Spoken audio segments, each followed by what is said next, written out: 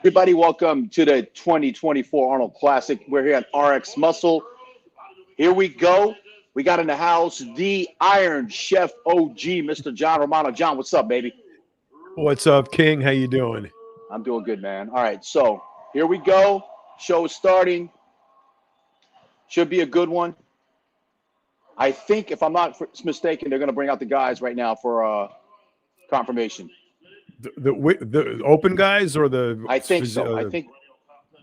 What do you call them? Classic guys.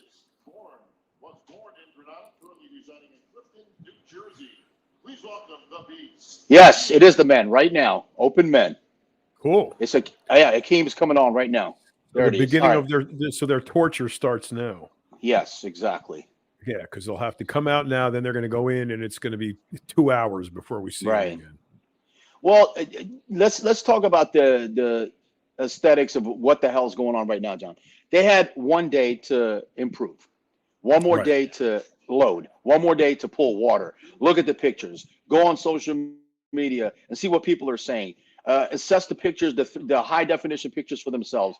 And now they're going to try to show themselves a little bit better so they can move up. I think Akeem looks a little bit better to me right now. Yeah, he looks a little bit better to me too. Definitely rounder and fuller for sure. Yeah, and he got the feathers in the teardrops. Looks good.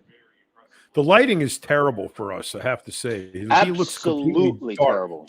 Yeah. So it's really hard to see anything. He looks completely in the shadow. Yeah. See, this is once again. How many times have we said, Armon, what's up, brother? What's up, guys? How y'all? How you doing, man? Once again, Armon, come on, you got to say it too, man. Look at the lighting. Say something. I mean, when I know you guys saw other footage. When I watched other footage last night after what we watched, it was a lot more clear that Hadi was, on than the live stream. I guess someone posted a clip of them up close, but yeah, the lighting sucks in general. On stage, I mean, when you were competing, like especially at the Ironman, that lighting was just amazing, right? Well, let me tell you something about the Ironman. You couldn't even breathe up there.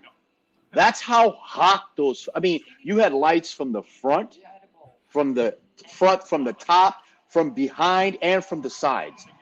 Well, and I remember specifically walking on that stage, and you could hardly fucking breathe. And I kept looking over, and I'm like, listen. Okay, everybody else is on here. Stop being a little bitch. Just do what you got to do. I know it's hot, but you can't breathe. That's lighting, man. That's the way it's supposed to be. Well, that's because John Balick is a photographer. He studied lighting. He knows how to light the stage for the photographers, and consequently, Ironman photos are always the best. So, absolutely. I mean, we should never be subject to this right here at this level of show. He is completely in the shadow. Chad Nichols understand. I did Chad's Pink Muscle Fest one year that that raises money for breast cancer, and he had amazing lighting at his show. I mean, it was an awesome lighting there. When did they start doing all this? What year? Because I think the last time I went to Olympia was a while ago. When's the last time you guys went to watch? A while ago. I haven't been. I went last year. Man. Okay, you went last year. Yeah, it's been I think 8 years for me or something like that. Yeah, well, the thing is this is probably the biggest gripe that all of us ever has to do with the lighting. We always complain about it. We've complained about it for decades. And here we are in 2024 and we're looking at shadows. Yep. And you want to yell and scream because when you go to the Middle East, they get it right most of the time. They get it right. You know why? Because they don't care about money. To them, it's like, let's just get this straight. They're not really, I mean, it does not take a rocket scientist, and you don't have to be Elon Musk to call John Balick and Michael Neville up and say, hey, man, let's do the lighting. Right. Come over here and do the lighting for us. But, we go through this every single time. So we have, just like everybody else, we have to wait until the high-def pictures show up to see what they really look like. Because to Armon's point, he's absolutely right. I saw photos of Hadi after we got off last night, and he was in much better light, and he looked night and day different. But also, did Samson, so did John De La Rosa. I mean, they all look different because we're looking at them in the dark. Yes, I know Jake Wood. They had him on a podcast. I think it was a Dennis James podcast, and they were asking him about all this stuff people were kind of complaining about, and he's just like, it is the way it is. And then Dennis James didn't speak out. He just kind of agreed with him because he didn't want to cause any like drama. But everybody needs to let him know because they never competed before. Jake Woods never competed before. A lot of these other guys haven't competed before. It's Arnold's show, but I mean, I don't get it. These guys work so hard. Well, Armin, in a perfect world for prejudging, you want a black curtain behind you. That's what you want, where you can see every little crevice and every little thing. They'll never do that because they want this to be a show. They want this. I understand from the promoter's point of view, but this is I understand the that, second the biggest money, show in the world. Yeah. The sponsors are paying money. They want their stuff up there. I get all that, but there has to be a better way. It's just, I don't know. That's pretty impressive right there, doing a split. Yeah. with 30-inch quads. This guy right here, I don't know him, but his personality rocks. I like the way he did his interview with Palumbo. He was having fun with Dave. I mean, he seems like a really nice guy. He has definitely an inviting personality. You can just see it right as he's posing. You can see it. Yeah, he's very animated. So lighting again. The other thing is the smoke they use. They're looking for a production value, and they end up sometimes screwing. I mean, the Olympia was terrible with that smoke. It ruined all of this. What we're watching now. Thank God we don't have smoke right now. I like the fact right now, and let me know, guys, if you guys agree. I like the fact that the background is showing a small picture of them putting their name up behind them. That's kind of cool. Yeah, it gives it a nice effect, and it makes it a lot more professional. I like that effect. For the night show, if they got the lighting correctly with that kind of background, it'd be excellent. It'd be right on the money. So, King, go back to what we were talking about at the opening when we were talking about these guys are being judged again. Mm-hmm. There was certainly a time and when everybody believed that the placing is set at prejudging and it's not changing because they don't even count the night show. They don't count the routine. They don't count the recalls. They don't count anything. It's done. Right. It seems to be different now. Do you think that they are rejudging at the evening and moving places around, or has it been set in stone and that's it? 100% they're rejudging. 100%. I think what happened is, and in my personal opinion, I think social media changed everything in the sense that the judges have pressure on them now. The people will rip them a new one if they see something that's a little bit fishy. And Noah Weinberger and Steve has calmed down tremendously. He used to have a temper. We all know Steve had a temper. He would snap in 2 seconds. I've seen him snap many, many times. He doesn't snap that much anymore, And I've said it to his face, and he laughs. Every time I say it, he laughs, and he'd be like, gives me a little pound or something. But I think it's the social media and the trolls really got to them, because you can't really, if you make a fucked up decision, people will rip you a new one. Now, when it comes to certain people like Hadi and the Iranians, it doesn't matter. They're like MAGA. They're Trump supporters. You know what I'm saying? You're not going to change their mind no matter what. But I think, John, they are rejudging. They're giving him another chance, especially in situations like tonight. Ameen, what's up, brother? How are you, man? There he is. Yeah. So on the local level, John, I judged for 7 years. On the local level, it's pretty much they're done in prejudging, but the pro level, they do judge. It is important to show up, Now that we got all four of us here. Okay, I gotta say a couple of things. All right, guys. Okay. So I got some information. I got some inside information. I was on the phone all day long talking to as many people as I can. It's closer than people think, okay? It is closer than people think. After prejudging, myself, Ameen, Armon, and probably 80% of the world has Hadi ahead, okay? Even Dave did. The Iron Chef, the OG Iron Chef has Samson, okay? Dave, can I tell you something? I love Dave. We all love Dave, but I think he went a little too far by saying that it's not even close. You have to be Dave, I love you, man, but I don't think so. I know for a fact that it's closer than people think. And what John just said right now, they're giving Samson a chance, just like they were giving Phil Heath a chance. That's like they were giving other people chances to come back and say, okay, guys, show us what you did overnight. Yeah, absolutely. Absolutely, they're going to give him another chance. And rightfully so. Yeah, I mean, a lot can happen in 24 hours in this game. So listen, you know, I want to say this. I've worked, and King, you know this, okay? I've worked with some of the darkest, blackest people you can imagine, okay? And I can seriously say that lighting can play to the disadvantage of a guy as dark as Samson, especially when it comes to the glute area, because you have to understand the way the glute's shaped from the side, it goes like this. So there's a shadowing that a darker man's going to get more of a darkening than this guy like Hadi, because we're not seeing light necessarily come up from the bottom up. You know, we're seeing it come from the down.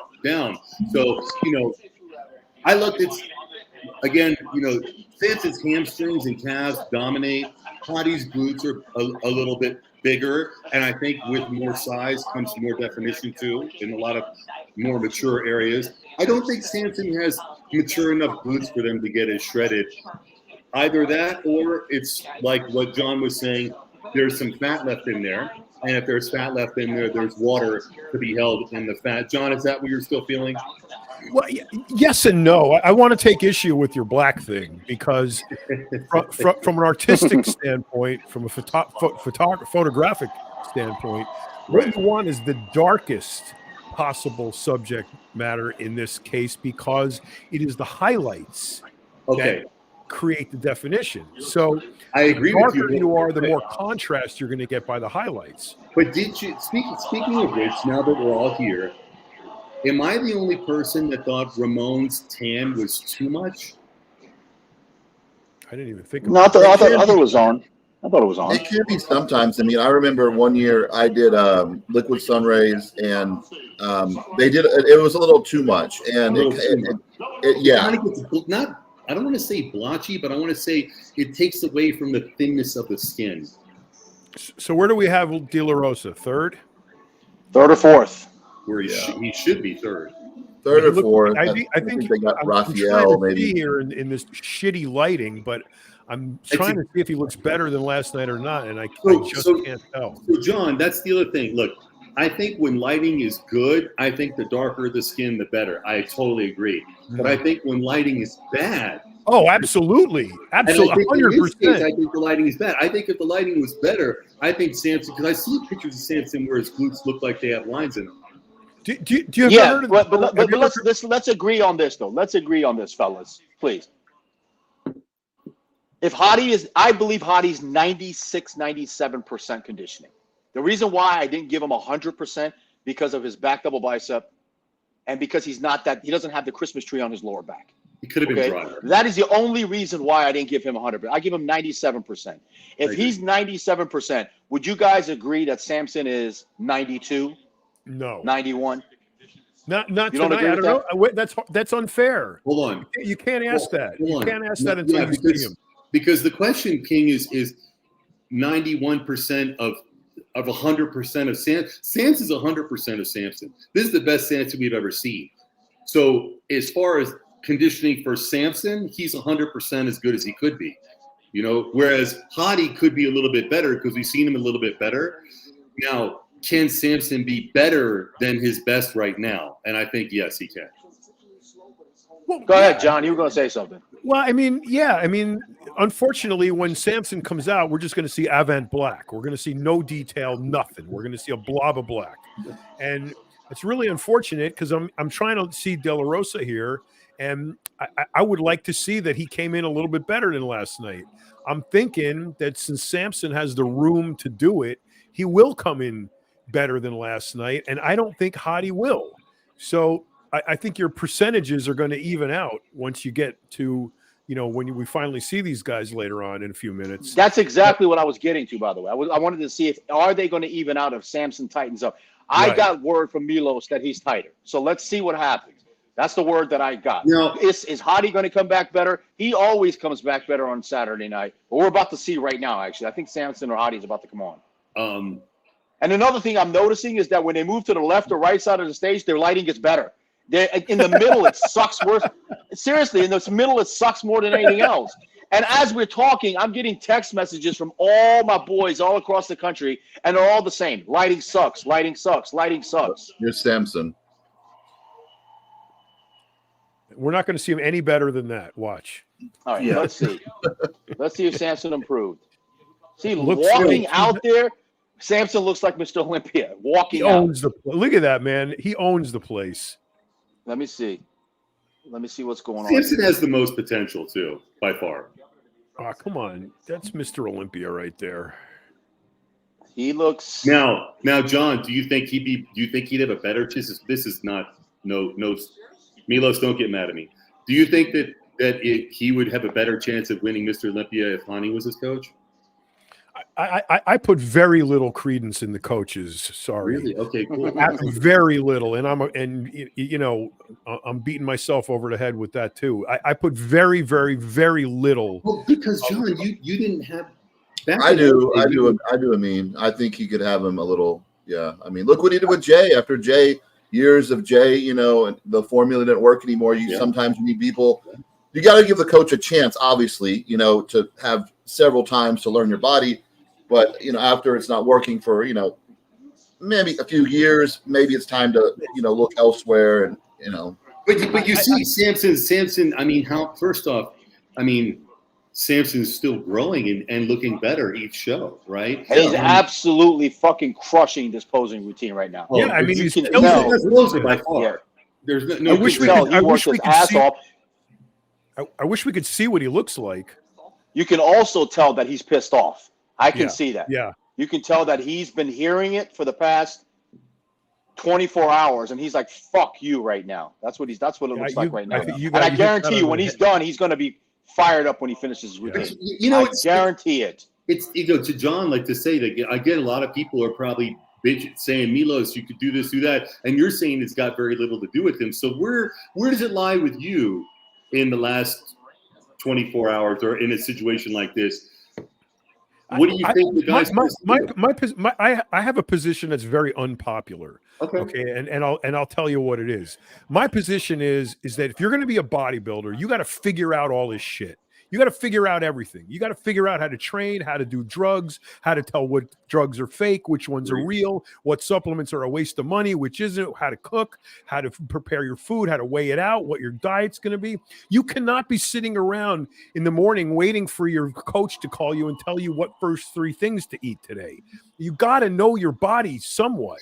I think the coach should just be a second set of eyes who's going to help you make decisions that are going to be, pro or con to your ultimate condition. But I don't believe that you should just leave that in the hands of somebody. All right, so now we're going to see Hadi, fellas. Hadi's coming on. Let's see if the black lighting, the shit lighting is going to be for him too. So let's see what's going on. Because we all know he's going to be in shape. He's the hardest guy in the show. Absolutely. Yeah. This will tell a lot. This is going to give us a whole lot about how shitty the lighting is right now. I feel like if he doesn't look off the charts, shine a flashlight. Get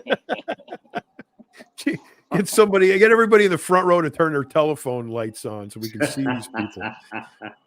Like in a rock concert, Yeah.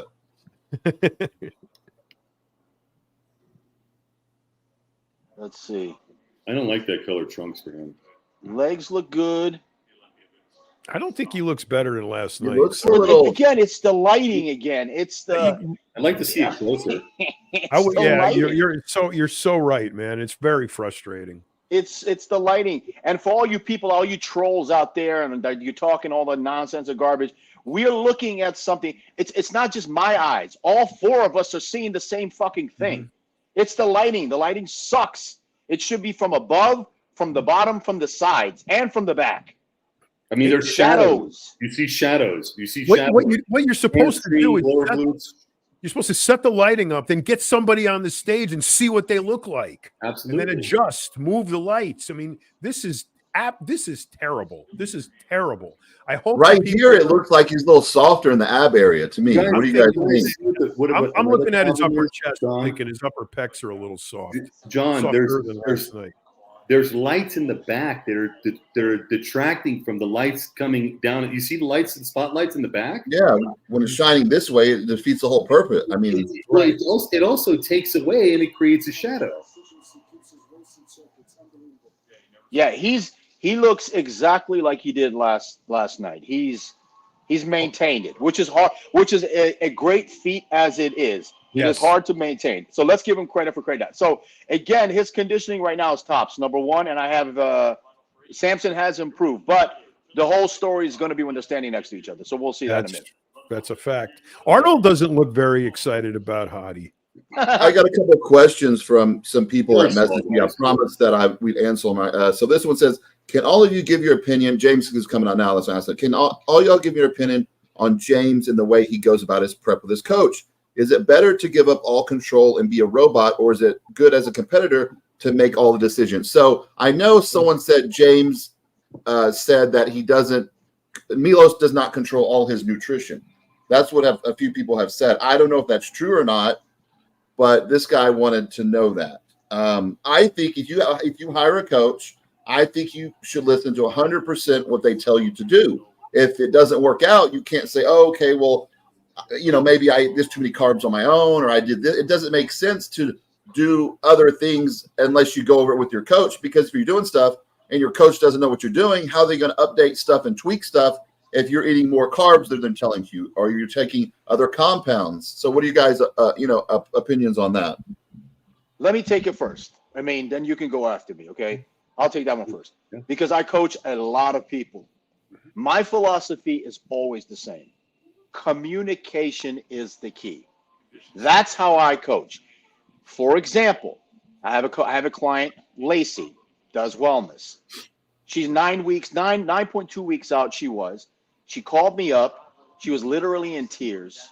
And she said, I am a zombie. I'm lethargic. Is this what I'm supposed to be feeling like at 9.2 weeks out? My answer to her was no, because I've seen her pictures. I worked with her before. So immediately we communicated, and I told her, I said, this is what I want you to do. I want you to go do A, B, and C, eat A, B, and C, take pictures 2 hours after, 3 hours after, and tomorrow morning, and then we'll see. And we'll go from there, because I need that information for myself. It's the communication. Yes, you have to do every single thing you coach, but communicate. Don't just say, oh my God, I feel like a zombie. I need some carbs. Go eat it. And then next day tell me I had to eat something because no, that's not how it's done. Ameen. John, Ameen. Actually, I want to hear what John has to say first, because I really do agree with a lot that he has to say. What he already said. Well, like I said just a few minutes ago, you and King is, man, you are nail on the head with the communication. I mean, you have to have that. I mean, the first two rules I tell my clients is you have to, rule number one, you got to do every single thing we agree on. And the second rule is if you don't, you have to tell me. So the communication is key. I don't believe that every bit of control should be left in the hands of the coach. It means that it would indicate that the athlete has paid no attention to anything he's done since he first lifted a weight. And I couldn't work with somebody like that. I have to have somebody that's involved, that is understanding of the process, that knows their body somewhat. And all my job is as a coach is a second set of eyes, is somebody to bounce ideas off of or give ideas to. I never say to a client, eat this, this, and this. I say, I think you should eat this, this, and this. What do you think? No, I have a terrible allergy to apples. Okay, let's find something else that you can use. And you got to you don't know these people as well as they know themselves, no matter how many contests you prep them for. They always know themselves better, or at least they should. So in the interview process, I got to know that I'm not only getting a soldier, but I'm getting a soldier that knows what they're doing. So, the whole effort that they put in is the effort that results in what they get. So you have to be the one that does it. The coach should just be in the background to, assess the decisions that are being made, be a second set of eyes to assess what the results are, and to be a sounding board for what you should do next. And, of course, make suggestions and base that on your experience. But I do not believe in leaving everything in the hands of the coach. Oh boy. You're absolutely right, John. John, look at how flat he is across. I was just chest. going to say, like, what the What hell? the hell? If I was his coach yesterday, and they had me in the second to last spot in the judging, you know what I would have told them to do? I would have said, go to fucking Five Guys. Go to Five Guys. Go to Taco Bell. Go to Wendy's. Eat. Fucking eat. Keep the water. Don't keep the fluids very, very low. Go eat. Yep. This is flat. I mean, guys, come on. He looks 10 pounds lighter right here. Literally 10 pounds. He looked flat last night. Probably made it. Yeah, but this is worse. This is way worse. Yeah, this is not horse, man. Come on, buddy. But see, now this is where you get to blame the coach. Okay, well, there's a lot of coaches too. Like for instance, like when I was working with Hani, he's like, do 45 minutes of cardio twice a day. I said, Hani, I will shrink up. I can only do I only need 20 minutes of cardio. I have a very fast metabolism. Right. He said, just do what I told you. I did it. After a week, I sent pictures. He's like, holy shit, you thinned out a lot. I said, I told you, honey. I know my body. I've been bodybuilding for, 10 years before I met you, 12 years. And then, so you do have to communicate. And a lot of athletes, they really don't know, especially we all know the overachievers, Kamali and Ameen, when you're prepping people and they're going to the gym 6-7 days a week and their physique looks tired. And you have to tell them, hey, take 3 days off, go eat a cheat meal, relax. And they're like, oh my gosh, I can't take off mentally. I'm like, listen, sometimes you just have to take a break, step back, and you have to tell your clients like, hey, you need a rest because they're just thinking go, better, better, better. And then they're losing muscle. Their metabolism speeds up too fast and then they start burning. And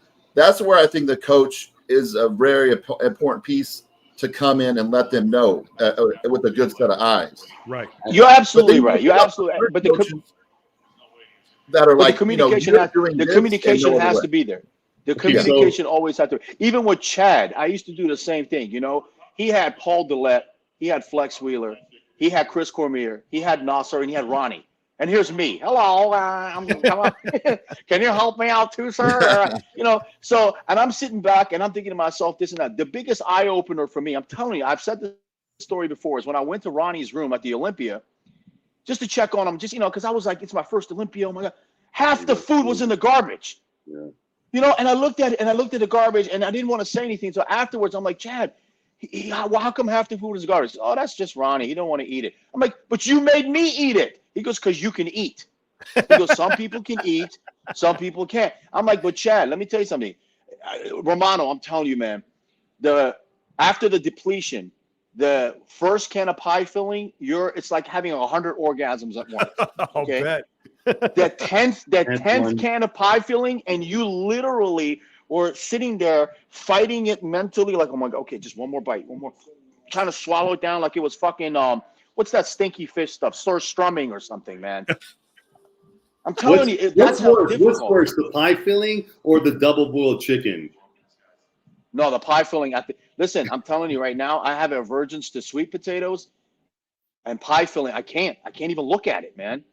Something mentally, I look at it and I think of all those disgusting days. That's such a good point. I remember in the early days of my coaching career, sweet potatoes were yams, sweet potato. That was the carb up food of choice, right? And I had them eat. And I had this one guy, he was a huge guy, weighed like 260. He was amazing. I forgot his name. It was a long time ago. And he kept complaining to me, dude, this stuff is running right through me. It looks the same going in as it does coming out. And I'm going, eat it. And I was totally wrong. And I'm not listening to the client. I'm forcing my will upon him and it's not working. So that was a big eye opener. And I think that's a crucial part. Armon was just saying that you know your body. And if you know your body, you got to make those calls. Let me ask you this, John.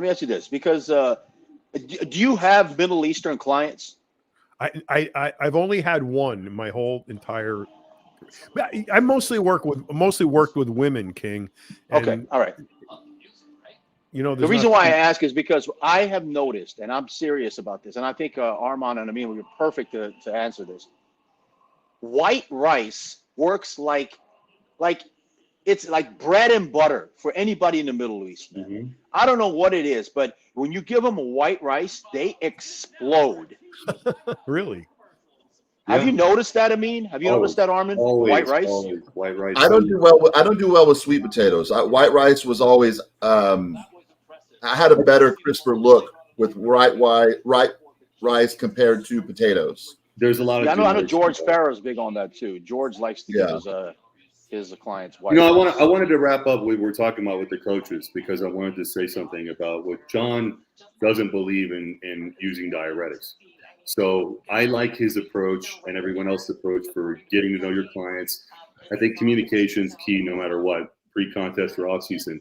But I like John's approach for me would be off-season. Figure out all that stuff in the off-season.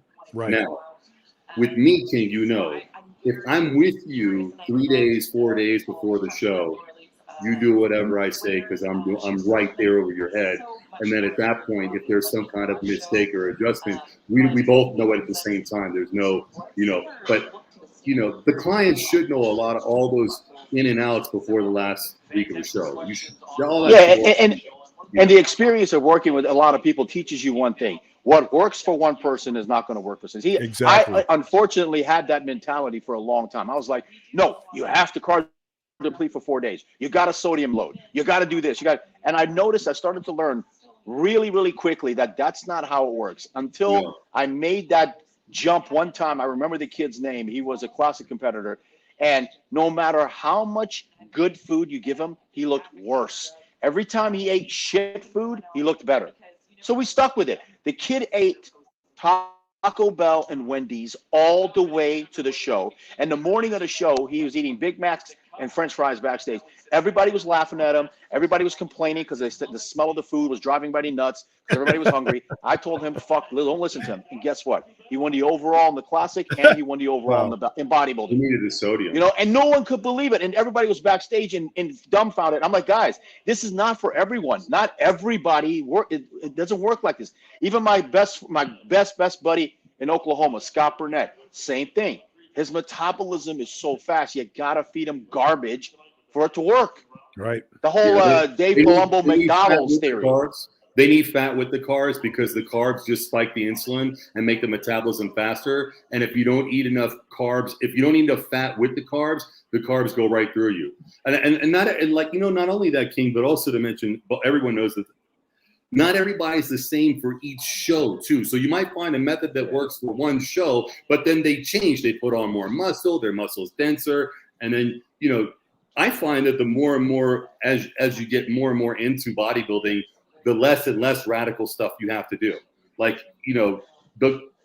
I wrong, King? What'd you think compared to No, I think you're right. And I learned that again through personal experience too. And Romano, you're going to love this. I have vaults of stacks of what I did at the Nationals, what I did at my pro debut, everything written down. I mean, Chad used to look at it and look at Kim. They would be in my room and he would say, holy shit. He even wrote down when he had when he brushed his teeth. And if he brushed his teeth with spring water or he did it with tap water. I wrote everything down to the point where he can open it up and say, oh my God, guess what? It worked the first few times and then it stopped working. And then I was like, and I was freaking out. I was like, Chad, I did everything. And that's when I started to say, okay, stress, cortisol, girlfriends, life, money, everything starts to work. And at that point, you have to make those adjustments. If you don't make those adjustments, you're fucked. Yep. Yeah. One thing I learned.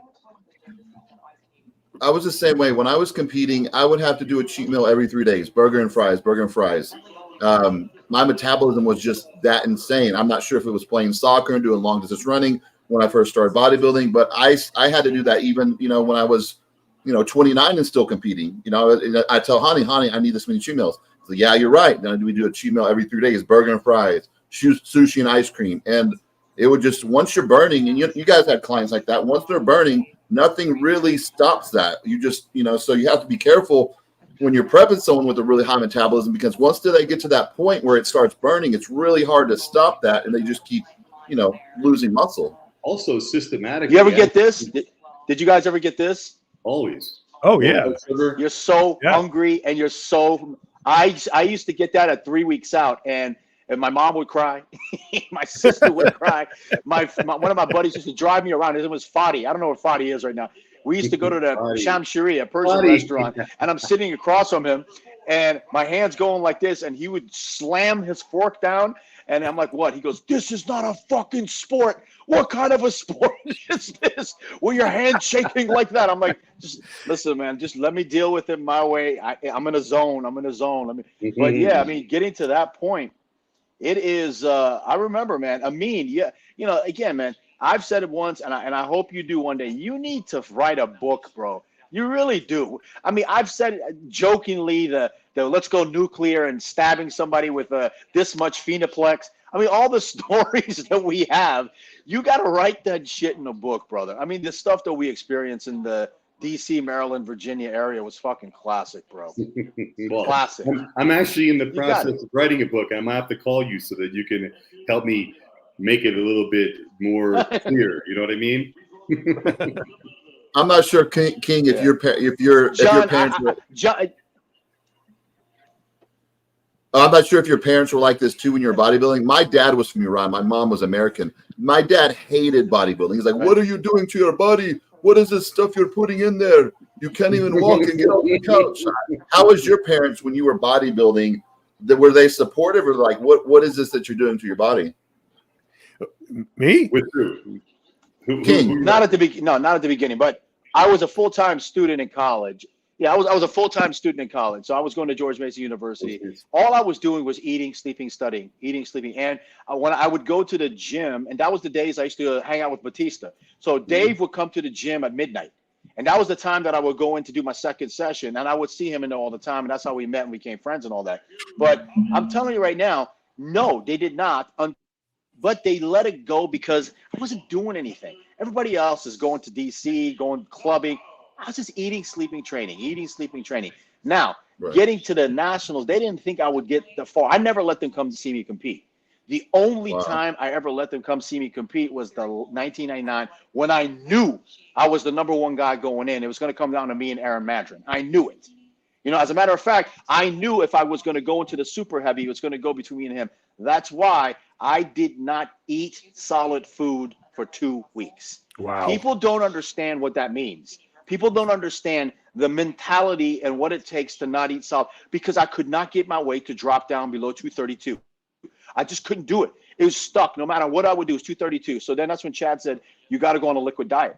And it took every ounce of mental strength to push to do it. And when I walked into the weigh-in room, the first time I didn't make weight. And Rope Man looked at me, and he was doing the scale. He looked at me, he goes like that. And then I literally was like, I was about to quit right there and just say, fuck it. And I remember, what was his name? He was the NPC chairman for North Carolina. Was it Valentine? He was also a middleweight bodybuilder, John Valentine, Rick Valentine. Forgot his name. He looked at me, he pulled me aside, and he goes, go in your room, put on some clothes, turn on the shower to hot, put some towels in and start shadowboxing and spit. He goes, that's what wrestlers do. Go do it. So that's what I did. I went in there and I'm literally going like this. I'm going like this. I'm trying to do anything I can, I'm spitting anything I can. And then I went down. And then the second time, I remember JM was standing there and he's taking pictures, and they took off my clothes and I was literally like this. And he said, 225, and he slammed the scale like that, and Rope said, go fucking eat, goddammit. And I was like, okay. So that's what I ate. Because I didn't want to go through that shit again. I did not want to, and thank God I did that, because that was Aaron won the supers, I won the heavies, and you had a standing ovation from everyone in the whole place from your routine. I was there. I was one of the people you remember. It was amazing. Listen, man, it was just a dream come true that day. It was literally, I cannot remember any of it. Everything was a blur. I don't remember anything. All I remember, to be honest with you, is what was it? Peter Potter told me when I first did my first nationals, he said, your hamstrings suck. That's what he said to me at the end of the show. And I looked at him, and it was like Romano. It was like somebody took something from my brain and took a knife and put it in my heart, and I said, okay, motherfucker, my hamstrings suck. Yeah, okay. now you're going for it. I thanked him. I said, okay. Fast forward 3 years later, 1999, I turned around, and when I hit my side chest, I looked down at Potter. He just looked up at me, and I looked at Weinberger, and he went like this. Like that. That is something I'll never forget. Wow. Steve looking at me and doing this like that. And that's it. That's it. I said, okay. I went from shitty hamstrings to them looking at it and saying, and then, of course, the rest was history, because then in my first pro debut, I had that indentation in there. I never knew I had that, to be honest with you. It just formed in 2 years. And that indentation went in there, and I did what I had to do, man. Here's another question, guys. When you guys say that these guys have thick skin, a lot of people don't understand what we're talking about. What does that mean when someone, or when we are saying that guy has thick skin?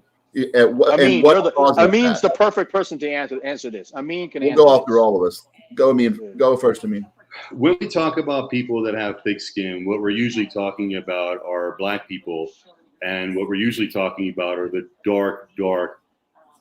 dark-skinned black people. And I can say this for a fact because I've worked with a lot of very, very dark-skinned black people, and I don't know whether it's a genetic thing, a response from environment.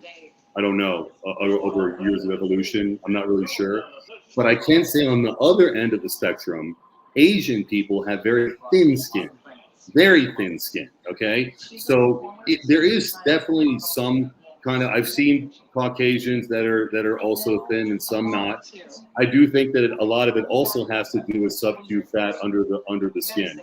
And I think that some people, they just hold fat in certain subcutaneous fat under their skin in certain areas, and it tends to be the areas that make them skin look thick. However, in some of the darker black guys, you notice the thicker skin in the elbows and in the kneecaps too. So it is not just the isolated thing to one part of their skin, but we do know it more in areas where the skin tends to be not stretched out, and the glutes are also one of those areas. I think that's why Akeem has that issue too. I mean, isn't it in general the thicker skin is healthier skin too? Isn't that the concept? I mean, thicker skin is healthier skin. It ages better. Yeah, it ages better. Effectively, we want to say that's true, and I do agree with that. But then I'm not really sure why Asian people have such great skin, and yet they also have really thin skin. So I'm not sure about collagen and how much collagen and where it layers into the skin, and I'm also not sure about how fat layers underneath the dermis either. Well, the skin layers are made of collagen. Right. Okay. And depending on the nationality of the person, you're going to get this of 7 layers of skin. You're going to get certain layers that are genetically predisposed to either more collagen or more keloid, and melanin too, for that matter. And all of that has an accumulative effect on the actual measurable thickness of the layers of skin. You mentioned the Asian. You mentioned the Asian people have thin skin. My experience is it's the Northern Ireland, northern, European, the gingers. Those are the guys. I was going to say the red hairs. Red hair has these Dorian, whose skin was thinner than Dorian. Thin. Absolutely. You're right. I haven't really seen too many, but you're right. Come to think of it, you're right. I mean, grainy, see-through, paper thin. Nasty, gnarly, yeah. And I've had a lot of Latin girl clients. Bigger very skin. dark skin, Latin, black, Caribbean.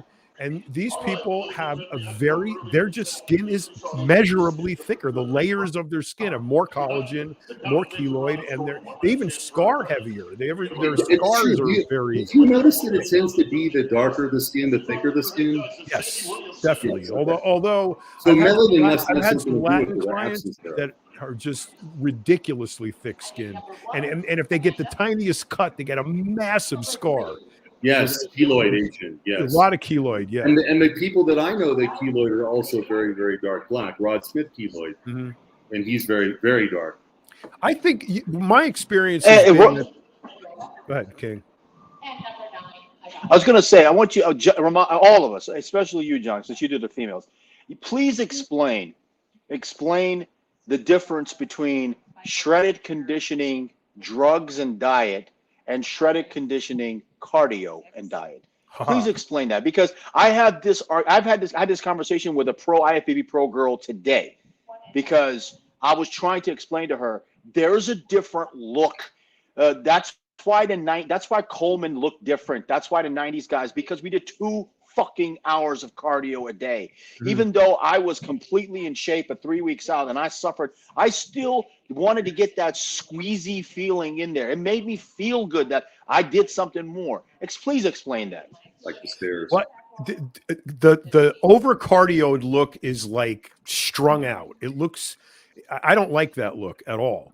And in fact, I keep my clients' cardio down to an absolute minimum if they do any. What they'll do is a second workout that's like a circuit training workout where they're going from, 4 or 5 setup exercises and they're going around as fast as they can in like 20 or 30 minutes, maybe set up another one and do that. I never have people doing steady state cardio for an hour or 2 hours a day ever, because I hate the way that makes their legs look. Their legs look stringy after a while, and their overall physique looks just wrung out from that much cardio. When you're at a calorie deficit rather than a work overload, I think the calorie deficit forces your body into certain metabolic phases that are less catabolic than when you do a lot of cardio. If you're doing a lot of cardio, your body is trying to streamline itself to make the body more efficient, and that would be to get rid of extra weight it's got to carry around if you're going to be pushing it to climb that many stairs. So my experience has been, if you replace that cardio with like a circuit training workout, the overall look at the end of that is much better, fuller, more healthy looking, and less stringy. Vince Miranda and Mike Windsor thinking. They want us to comment bikini. Okay. Well, they have good glutes. Oh, they're walking. I prep bikini girls too, and it's like, it's a hard class to judge. I remember when I judged, it's when you got 30, 40 girls up there, it is really hard to judge those girls. And I think for a man, it comes down to when you got girls that are close, you generally go what you're attracted to the most. Right. A black girl, a white girl, a blonde-haired girl. When it's that close, I think men gravitate to what are you generally attracted to, and that's just normal for judges, I believe. What do you guys think about that?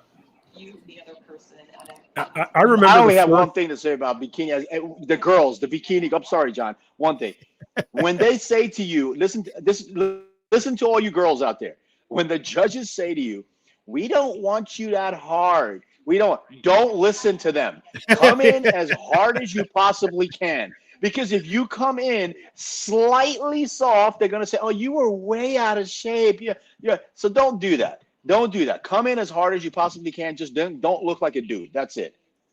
And bikini hard is way different than fitness or bodybuilding or physique hard. Because of the drugs. Because they're not taking 10,000 drugs. That's why.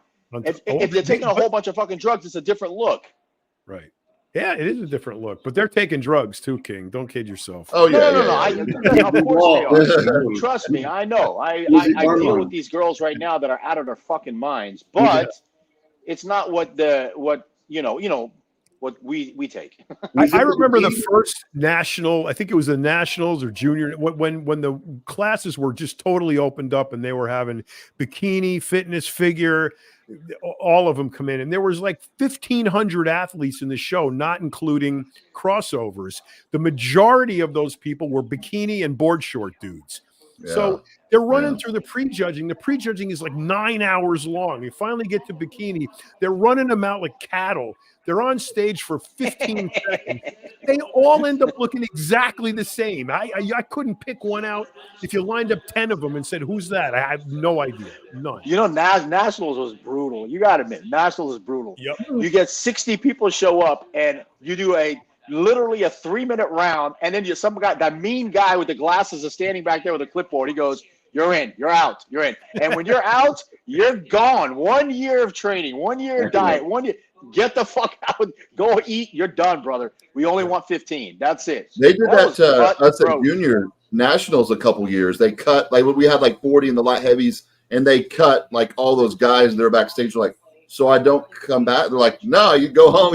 You're done." Didn't make the cut. That was brutal. That shit was brutal, man. You got to run 1,500 athletes through there before the finals. If they're starting the show on Saturday, So they weren't starting them on Friday night back in the day, King. You remember? There was everything was done on Saturday. Then all of a sudden you get these monster categories, and we're literally sitting through prejudging till like almost the beginning of the night show. John, they're impossible to judge. We used to judge like, okay, these are the first 5 girls, and we will literally just scribble in the rest, like 10 through whatever or 8 through whatever. You physically could not judge that fast. You just had to scribble in. So a girl that was 6th that could have been, last, or the last could have been 6th, and they would come after us and say, I just don't know how I got 9th place. You're like, what do you tell them? But it's like physically, as judges, we could not judge each girl like that. You had to just randomly scribble shit in. Yep. It was impossible to judge that quick. Armon, it happened at the Team U. Just a few years back, I had a client in the Team U, and 2 weeks before the Team U, this girl won a double overall. She's really fucking amazing, and she walked out there and she got lost. She just got lost in the mix, and and Tyler didn't call her out. Tyler was the head judge, and I'm sitting right behind Tyler, and I looked at him, I said, "Excuse me," and I could hear him. He didn't turn around, but he just went like that. I'm like, 123. Look at it again. And then it took him about 10 seconds, and he put his hand on the mic. He goes, 123? Just come out. And I remember Weinberger afterwards looked at me, and he gave me the look like, please don't do that again. I just went like this. But it was, but she deserved to be in there. I wouldn't have said it if she didn't deserve it. But I miss those days. It happens. Man. I mean, it happens. I don't know. Here's the board short, guys. Since we got the I can't with board shorts. Love you guys. Love it. Okay. All the respect in the world, but I can't do it right now. I got a question, though. So let's go into the dark side real quick. I want to stir up some controversy. This is good. This is one especially for you. Okay. Word has it from a little mouse, that honey doubles up on the estrogen blockers. What is your thoughts on that? I don't know if you guys have heard this or not. Armon, you worked with him. That's what I've heard. What do you think? Do I ask you first?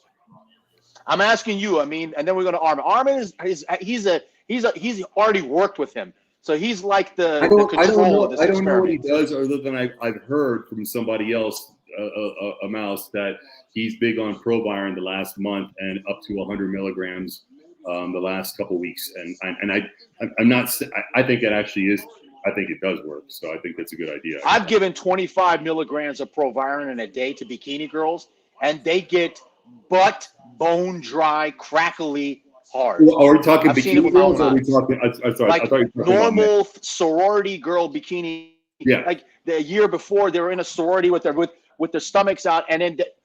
I'm just saying because you brought up just because you brought up Proviron, I'm saying that I've used that on bikini girls, and it gets them hard as fucking nails. I mean, you could use it on women too. I think it goes up to 100 on men, and probably for women maybe as high as 50. But Proviron is one of those drugs that doesn't really give women masculinization effects or anything like that. It's not really like an anabolic steroid, kind of mostly just cosmetic, in my opinion. I don't really think it's a very weak steroid. Very, very weak. Very. I find when women, if they've had acne issues when they were younger, it breaks them out like crazy. I've had a couple clients, they broke out as soon as we started Proviron, all over their back, a little on their face. And I'd like, did you have acne issues when you were younger? And they did. And the Proviron made them break out horribly. But if they didn't I like Proviron for women. But for men, okay, so for my body, if I took too many anti-estrogens, it would flatten me out a lot, because I always had trouble. I was too flat. I had such a hard time coming in full. A lot of my friends have worked with Hani. He'll usually do like, Arimidex and Nolvadex. He'll add in Nolvadex stuff in, but he's very big on Proviron up to 150, 200 milligrams.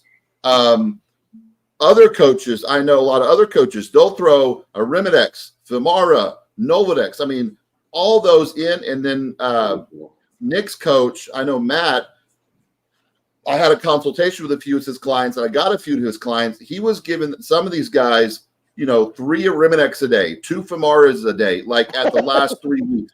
That is effing crazy. I'm like, how did your joints feel on that? They're like, dude, I couldn't even walk. I'm like, so that's what Romano, seriously, Romano, 3 Arimidex a day. What is the science behind that? I mean, what's the science behind that? It's pro science is what that is.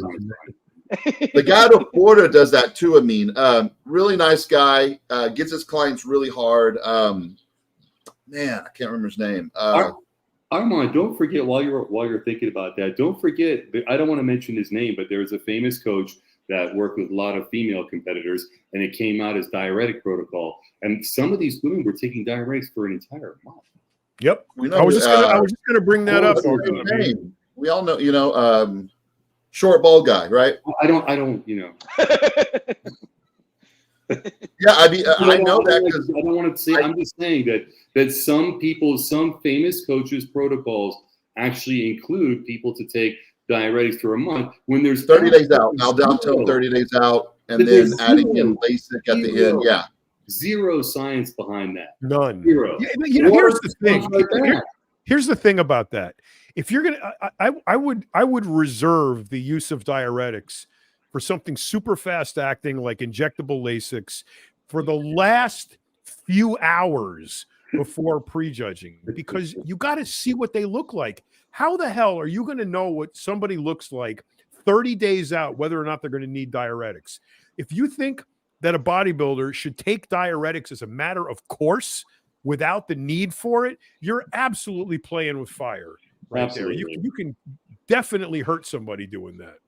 Absolutely. There's some 30 days out, you want water on your body too. That's what helps you push weight. Why are you going to start taking diuretics? That makes zero sense. The electrolyte disturbance and the fact that we're talking about spironolactonate, which makes you basically block sodium. If your sodium is blocked, how are you going to even, how's anything going to happen? You can get a heart attack doing that, man. Absolutely. Well, he had about 5 or 6 of his girls pass away. The guy that was in the Washington Post, right? They wrote about it in the Washington Post. Yeah. That's a good record. Yeah. I mean, he had like 6 girls, and one girl came out in an interview and told him the whole time, and she has irreversible damage, but he has about 6 bodies that they died either right before or the day after the show from nothing happened. Nothing happened. No charges, no nothing. It's just no investigation, nothing. I had a close call like that one time. I was prepping this girl. She lived in Oregon, IFBB pro. After about 2 or 3, she had a hard time getting started because she kept getting sick and she wasn't on the game. And then at about 12, 14 weeks out, she said, I can't do this. I need somebody local, close to me. I'm just not feeling it. And I said, I totally get it. No hard feelings, nothing to worry about. I wish you luck and go for it. And ultimately, I'm not going to name any names, but she hooked up with a local, trainer out there. She got sick. He ended up pushing her to keep doing it, and she died. So that shit's real, man. It happens.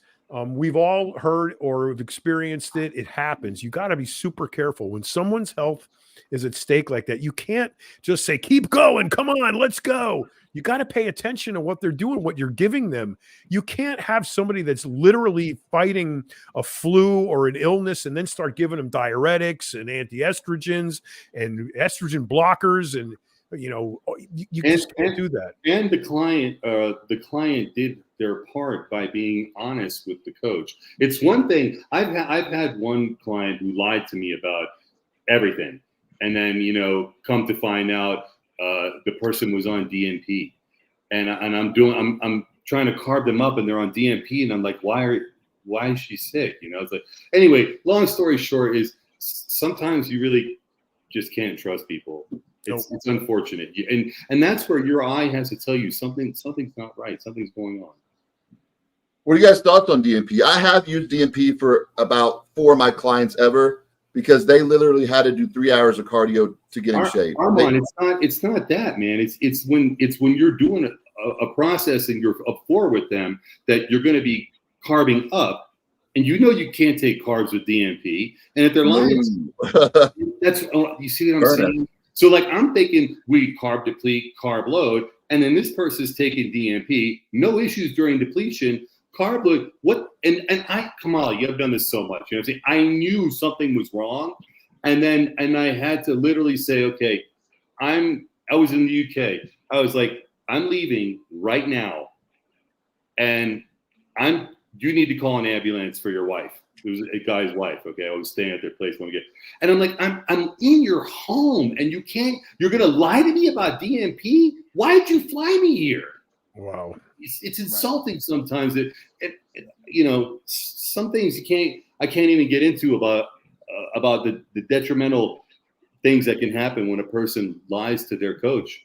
And I think in these cases with this specific person, there was a pattern of a overusage of more than just one substance. Okay. And I believe that more than one of his clients had spoke out about it. So this is different than. We play with fire with some of these things. DNP, insulin, diuretics. These are all lethal drugs. And you said it, John. Injectable Lasix can and will kill you if you don't have some sort of potassium in you. Potassium, yeah. You can't take it without that. Plus, you're talking about less than 20 milligrams when it's IV. So right, of course, it's a small amount. And I agree with you. But everybody that hears me say, "Oh, I mean, it's crazy at the injection," no, it's the best. It really is. Thank you, John, for saying that. I appreciate it. I mean, if there's ever a diuretic in my toolbox, that's one, and I use it rarely. But it makes the most sense because it's if you can give them potassium so they won't cramp or have that. Yep. It's a loop, and then they won't lose any water from in the cell because the potassium. So it gets rid of everything underneath the skin, and it does it fast. And you don't have to worry about the problem with the oral is in the GI and in the digestion of it. A 40 milligram doesn't work anywhere near as good as a 20 milligram injectable. John, you know this. Only people that are skilled, that understand the true art and nature of diuretics, how they really work, will tell you. And the last thing you want to do is tell someone to take aldactone for a month. That's going to whack out your electrolyte balance. Talk about a rebound. Holy shit. Your rebound's going to be, you're going to get edema and you're going to need Lasix because of that. Yeah. When I first heard that, I didn't even believe it at the beginning. 30 days? How was that even remotely plausible? It's crazy. And nuts. And the other thing about Lasix is, especially in IV injection, the name Lasix means last 6 hours. Yes. And that's it. It's done in and out. And you get almost no rebound from that. No. So if you need a diuretic, and that is a huge if, and that's the one I would use. I like it over Bumix. Okay. I like it over Diazide. I like it over what's the other one? What's the other loop diuretic? Spironolactone. No, I like it over aldactone too. That's potassium. Aldactazide. That also, that's aldactone and hydrochlorothiazide together. I like it better than all those because of the main reason that you said. You just have to have the potassium. But if you do, it's fast, it works, it's quick, and it's in, it's out. You won't cramp on stage if you have the potassium, and you're good. And of course, what people don't understand is you could put the clock when you do that. It's a matter of minutes before it starts to work. Yes, it's minutes. That first, and it doesn't matter how much food is in your stomach. Doesn't matter. They're if you do an injectable IV, they're peeing in 15 minutes. Mm-hmm. Actually, 1 year I did do that aldactone. I had a guy that helped me in nationals 2008 junior nationals. He had me start aldactone 30 days out and had me use and my physique 3 weeks out was on point. I went from 215 to like 191 on stage. He had me use injectable LASIK, oral LASIK at the end, and I was telling him, I'm like, dude, my kidneys hurt so bad. He goes, oh, that's okay, that's normal. I met Dave that year at Junior National. He's like, hey man, you're shredded. Can you want to do an interview? We start talking, and we start talking about that. He's like, you did what? And I'm like, yeah. And he's like, man, here's my number. Call me. Let's work together next year. I worked with Dave the next year, and he made things extremely simple. I looked way better. I was bigger, fuller, and I actually did that 1 year. He was a local coach. He helped a lot of guys in the Dallas area, and he was real big into that. And it was insane. I felt like shit. I couldn't train. It wrecked how I looked. I still did well the show. I got third, but it wrecked my body completely. It's nuts. Too much. And I take it you weren't taking any potassium either, were you? Yeah. He did have some powder potassium. I think he said it was potassium. Keylor? Yeah. I'm not sure. I just took it. Fruit punch powder, you pour it in water and you drink it? Yeah, he had just been pouring in my mouth, and I was And I water depleted too. It was nuts. I'm lucky I didn't die for that You show. are. That's dangerous. We should listen to what Arnold's saying. Yeah. For decades, the head of security. Talking about Tom Charles.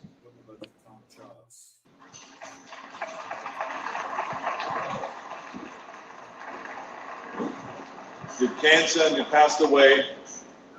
But we want his wife, who is with us here today, Bridget, and his son Brian, who is still working with security for us. We want them to know that we would never ever forget him.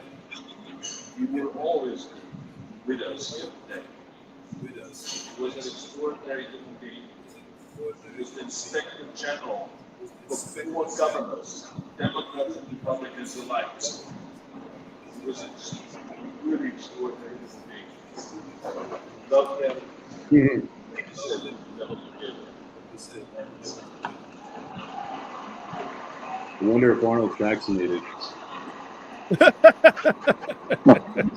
Now, Probably. I would like to give you a plate. I think this is what we've Jay Cutler? Yeah. So yeah. Well, he deserves it. He really does. Is this the Lifetime Achievement Award? Jay Cutler won. Yeah. Jay Cutler won the Arnold Classic 3 times and the Mr. Olympia competition 4 times. And he has continued for the years and years to promote the sport of bodybuilding. I'm a big fan of his. I'm a good friend of his. We love him. So let's see the video of Jay Cutler. Look at Jay at the Teen Nationals. Our next superstar literally shocked the world of bodybuilding last October. After 2 when it comes to competitive bodybuilding, the team starting today, the super starts tomorrow.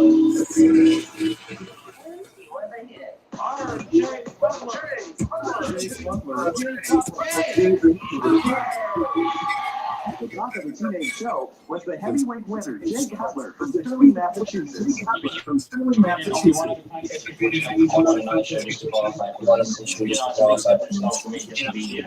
let's check out the action of the Tournament of Champions that was highlighted by Dark Horse and Eve, like Rejudging and Spoiled the Party. A lot of anticipation for this man, Jay Cutler from Worcester, Massachusetts. Did you hear that, Kamali? Yeah. The text says a lot of echoing. It sounds horrible. So whoever's got it on, we got to turn it off because it sounds bad. Hey, you just got to have one guy with the speaker on, not all of us. Mine's off. Mine's off. I just turned it on. So now we have nobody with the speaker on. Well, right now, Jay is being indicted to the Hall of Fame. This is Lifetime Achievement Award, not Hall of Fame, right? Lifetime Yeah, this is Lifetime Achievement. He already got that.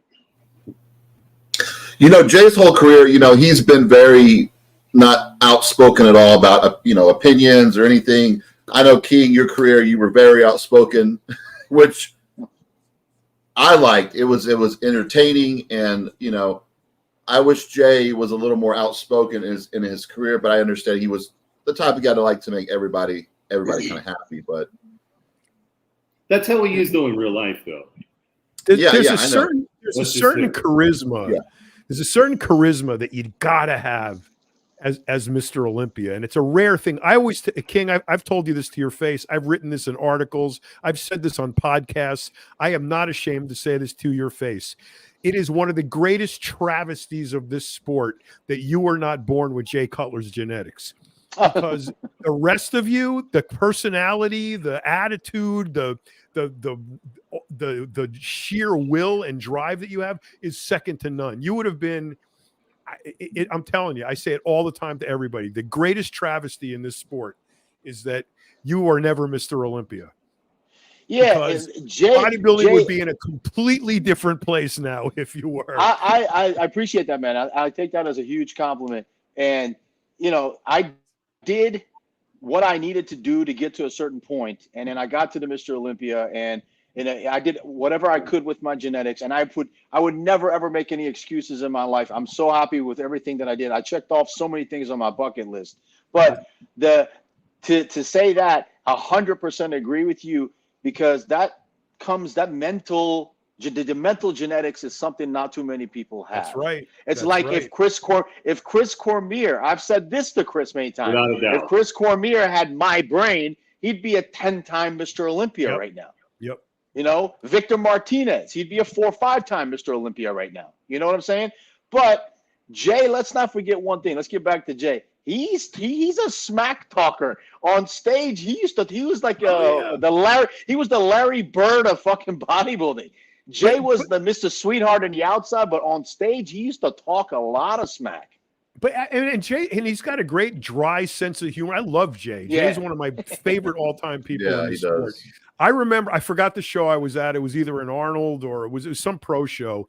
And I was backstage and I was coming around the back of the stage. And King, you were walking the other way.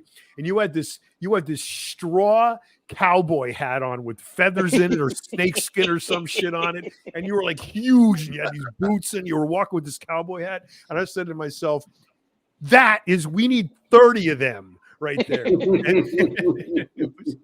That's look at that. Yeah, shot. that was Atlanta, wasn't it? That was I believe it was Atlanta. Yeah. Yeah, that was the Nationals on that one. That was a crazy night Nationals. too. That's another story. That was a crazy ass night. John, I Yeah. spotted it when he was a teenager. That one Yeah, shot of and James when he we was a just saw a teenager. second ago, that black and white shot with the alien, that shot right there. That is, look at that.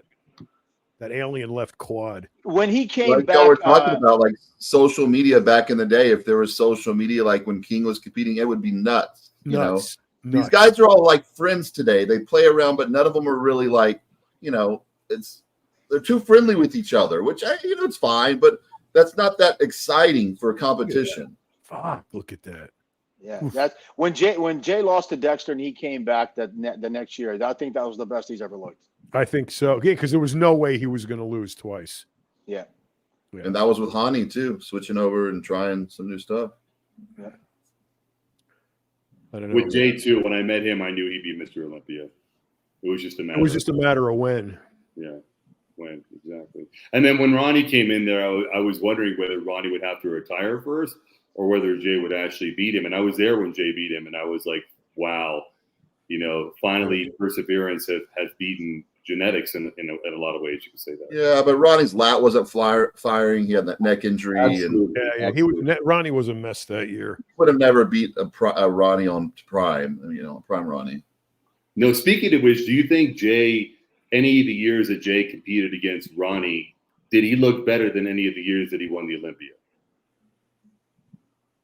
Did he ever look better than Ronnie? Well, yeah, when he competed against Ronnie and he came in second, were any of those years did he look better than Yes. when he won the Olympia? Yes, A lot of people yes. say so. A lot of Yes. people say so. Yeah, 2 times for sure. I think so too. I said 04.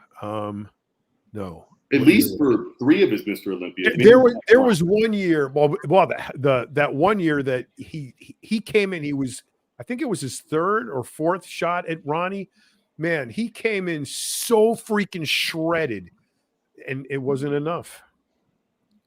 Somebody put their And can you imagine that in his heart he knew he was going to win and he never gave up going against that guy. I mean, I could understand like if you were going against someone where it's but every year coming back and seeing Ronnie and saying, if 1 year it's going to be mine, one of these years I'm going to beat him. Got to give him credit, man. He deserves it. He's got the heart of a lion. Let's listen to Jay. Let's listen to Jay and Arnold.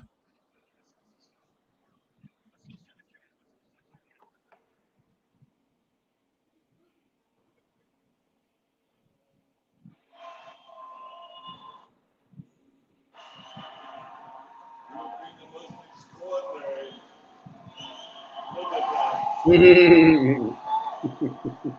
An extraordinary competitor, great Mr. Olympia, Arnold Classic winner, ladies and gentlemen, Jay Cutler.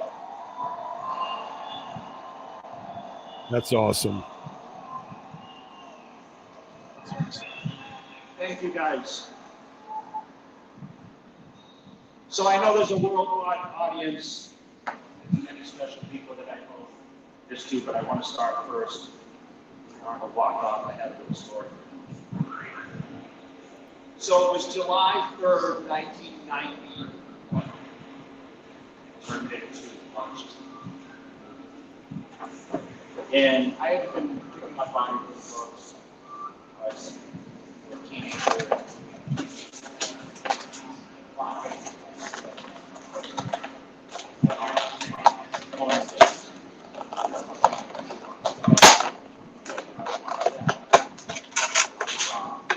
One of you guys is baking a cake back there. No. King's eating one of 9 meals. I knew it. I knew it was a cookie. Had him making that much racket. That was when I actually made the commitment I wanted to.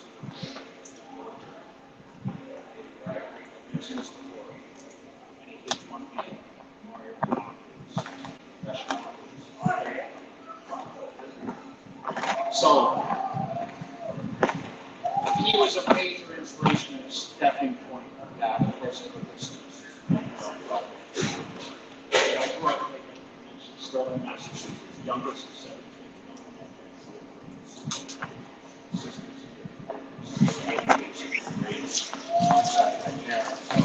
Kelly, thank you for being here. She likes to brag that she changed my diapers. And we have family business going on.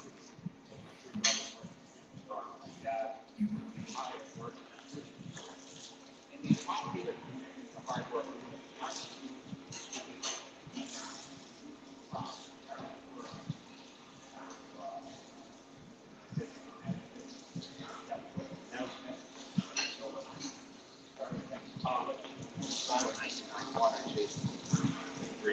Justice, of course, one of these police officers, and get to California. That was actually my dream. My dream was to ride a motorcycle in California as a police officer. I believe that. I watched too many chip shows.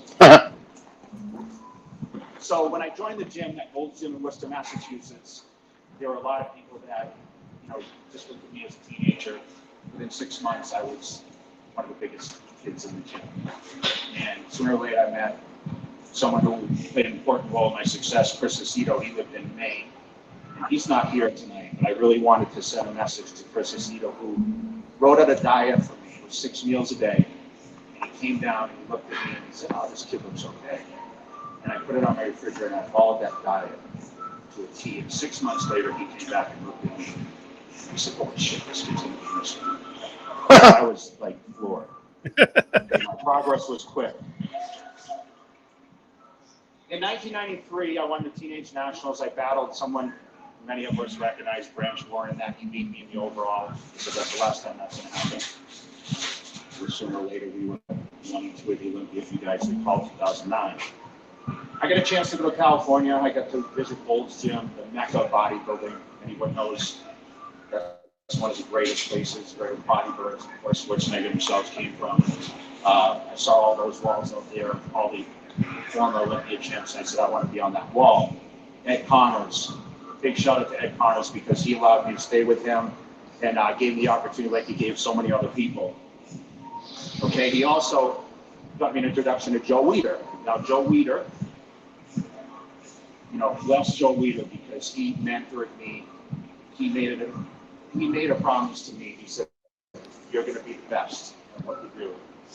And he mentored me on how to push myself and believe in myself and give me the opportunity. He gave me a contract with the magazines, and he was someone that really it was a huge signature person in my life. And I want to always recognize Joe Weider because without him, all of this wouldn't be possible, including Arnold's reign. Jim Mannion runs this organization. Big shout out to Jim. I'm going to tell you a little story. Sorry, this is kind of dragging on, but I have a lot of history. You guys saw this highlight reel. So I was at a picnic. Okay, this was 1994. And I was a kid with a great physique. And Jim had a friend that actually said to me at this picnic, they said, "I know Jim Mannion. I'll call him right now and tell him you're going to be the best bodybuilder someday." I said, "Okay, why don't you call him and see what he says?" Jim, of course, fixed with Pony, says, okay, yeah, okay, whatever. Sooner or later, next year I go to the Nationals, I win the pro card, and Jim Manning knows, oh, you were the guy at the picnic. So it's a pretty funny story. What the fuck was that? A funny story. That's Jay humor. That's what I mean, King. That's exactly what I mean. He's got dry humor. He's got the British humor, you know, that He does. that fucking Well, the Monty Python humor, you know. If you like that type of humor, Romano, you probably, my guess is you loved History of the World Part 1. Oh, that was the best. One day this will all be yours. What? It's good. It's good to be the king, man. It's good to be the king. Good to be the king. Yeah. You know, my favorite part, my dad's favorite part was count the money. People don't understand what count the money is until they see it. Then they know what Right. count the money is. That's funny. He better be here. You saw. Yeah, oh, that's not Ronnie Coleman. Who's he looking for? Ronnie. Oh. Where is he? Ronnie, you're the reason. You are the reason for my abilities, my greatness. I owe everything to you because you pushed me to do everything on the Olympia stage and beyond. I believe it. And you're a huge, huge inspiration. You are my idol. That's awesome. I end up beating my idol, but Mm-hmm. I love you. We spent a lot of great moments, Ronnie Coleman, the greatest bodybuilder of all time. That was real nice. Very Yeah. humble. Very- Very nice. humble, very He really respectful. is a nice guy. Learn, you people out there. Learn, kids. Learn to be humble like that. You kicked my ass in the gym. Boy, isn't that something, King? What you just mentoring is so necessary in this sport, and it's so rare. You know, John, I've known Jay for years. Like, I've been way back in my early 20s. And when my stepson passed away, when he was struggling, he called up and talked to him and everything. That's the kind of guy he is. Yeah. I was going through a really tough time with my divorce and custody battle, and I was in a dark place. And he called me up one day. He goes, "Hey, man, you know, you need to get away. Come stay with me in Vegas if you need to get away for a little while and, you know, cool off and recoup. And you stay with me as long as you want." I thought that was just one of the nicest, most genuine offers anyone has ever given me in my life. I mean, because he meant it, you know? Yeah. Yeah, he really is genuinely a good person.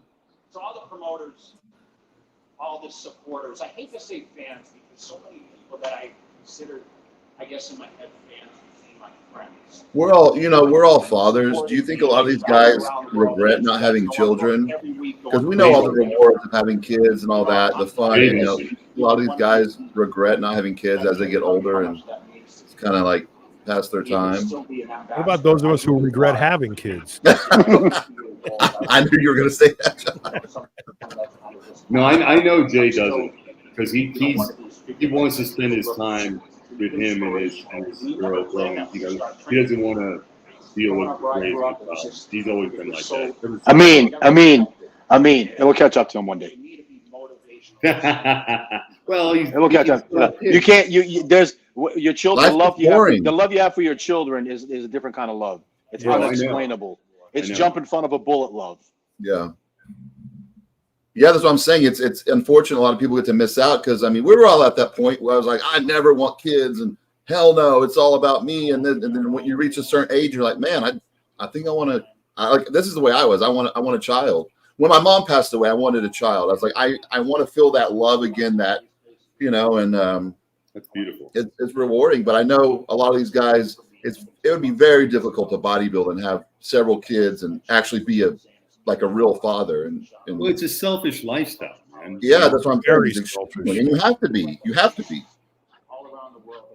King, how many kids do you have? I have two. Two?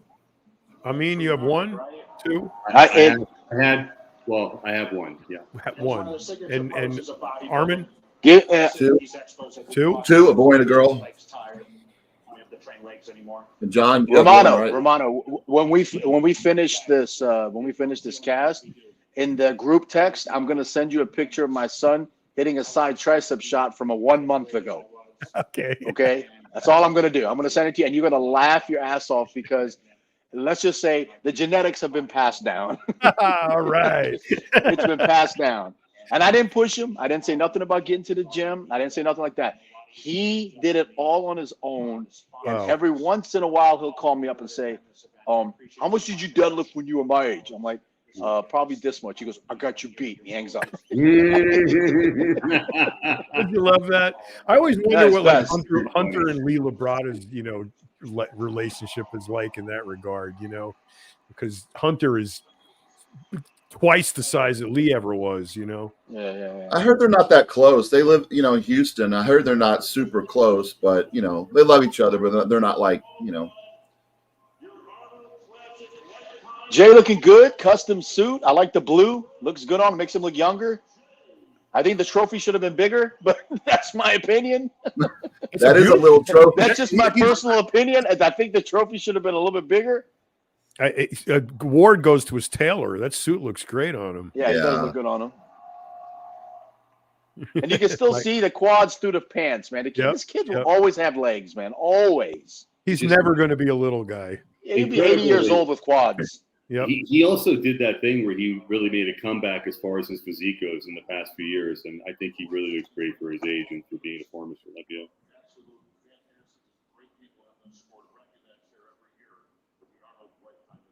We got a lot of bodybuilders that when they retire, they just quit everything. I mean, you're burnt out. I mean, it's hard to keep going to the gym. I know I took off, a few years from training completely a couple different times. He was in a debate with Milos over like TRT, and he's like, I don't think I need it. I'm fine without it. No, get out of here. You believe that? Milos is All like, right, fellas, the confirmation round begins. Here we go. Let's get some We're actually action making going. Armon, I believe Jay probably doesn't know if he feels it or not. That's what I think. He doesn't know. He's not I sure. think if you're over 40, some TRT, little GH, and some VAR here and I there. really don't understand these guys who quit training. Like Sean Ray and a lot of them do, John. They're just Lee Haney quit training. I mean, Lee Haney quit?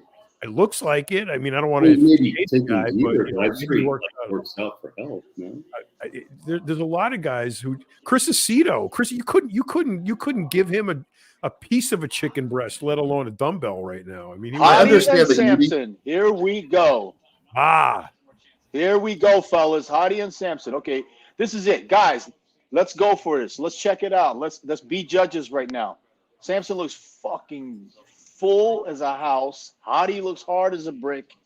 Yeah, but Here we Hadi's go. midsection looks thick compared to it looks a little softer tonight, does it not? It does. It Let's does. see. It looks thicker. Front and double bicep. I give that to Samson all day long. Samson, yeah, front double bicep Samson. I agree. Armin, Ameen, you guys got to shout out your I like the front lat spread for Hadi. I like Yeah, I'll Hadi here. give front lat spread to Hadi. Hadi that. Yeah, so what we got 1-1 so far. We're all in agreement. This Side is tough chest, right here. it's a toss up. I still like Hadi. That's dead even right there. It's just whatever you like, Toss-up. whatever physique you prefer. Yeah. Okay, I like guys, Hadi's oblique. back double bicep. I want to hear it. Who do you got? See, I got Samson. I got Samson. Look at that calf. Come on. Hadi's is thicker. Samson's is a little more detailed, especially through the Way mid. more Looks better. It's Lat that. spread from the rear. Hadi. I give it to Hadi. It's so wide. See, look at that. We're going back. See, hey, you trolls out there. We're being honest. None of us is being biased. We're being honest. Why won't none of them turn their head on these back shots? I don't get it. Let's see. Side tricep. With Side trap- tricep. None of them do it Tricep, anymore. I I think it, got him they dead don't. even. I give that to Samson. yeah, that's not a good pose for Hadi. Nope. Yeah, I didn't understand a lot of people saying we were hating Hadi. Like we all had Hadi winning. Ab I mean, shot. Oh, give had to him Hadi. winning. Exactly. we were critiquing the show. Hadi takes this shot. So here's where the avid thigh and the most muscular. It's I think Hadi because I like the way his chest is so crazy. Hadi's harder. Hadi's got a great most muscular. Samson's just a see Samson's again. silhouette looks crazy though, dude. He towers over Hadi. His shoulders are gigantic. I know. Look at that. His pecs are freaking enormous. I mean, he's the freaking monster, dude. Look at I him. just wish the light was we could see. Yeah, it. we're gonna see. I wonder how much more he weighs now than last year at the same show. Did you just see that? Hadi wouldn't turn around and walk back to the line. Yeah.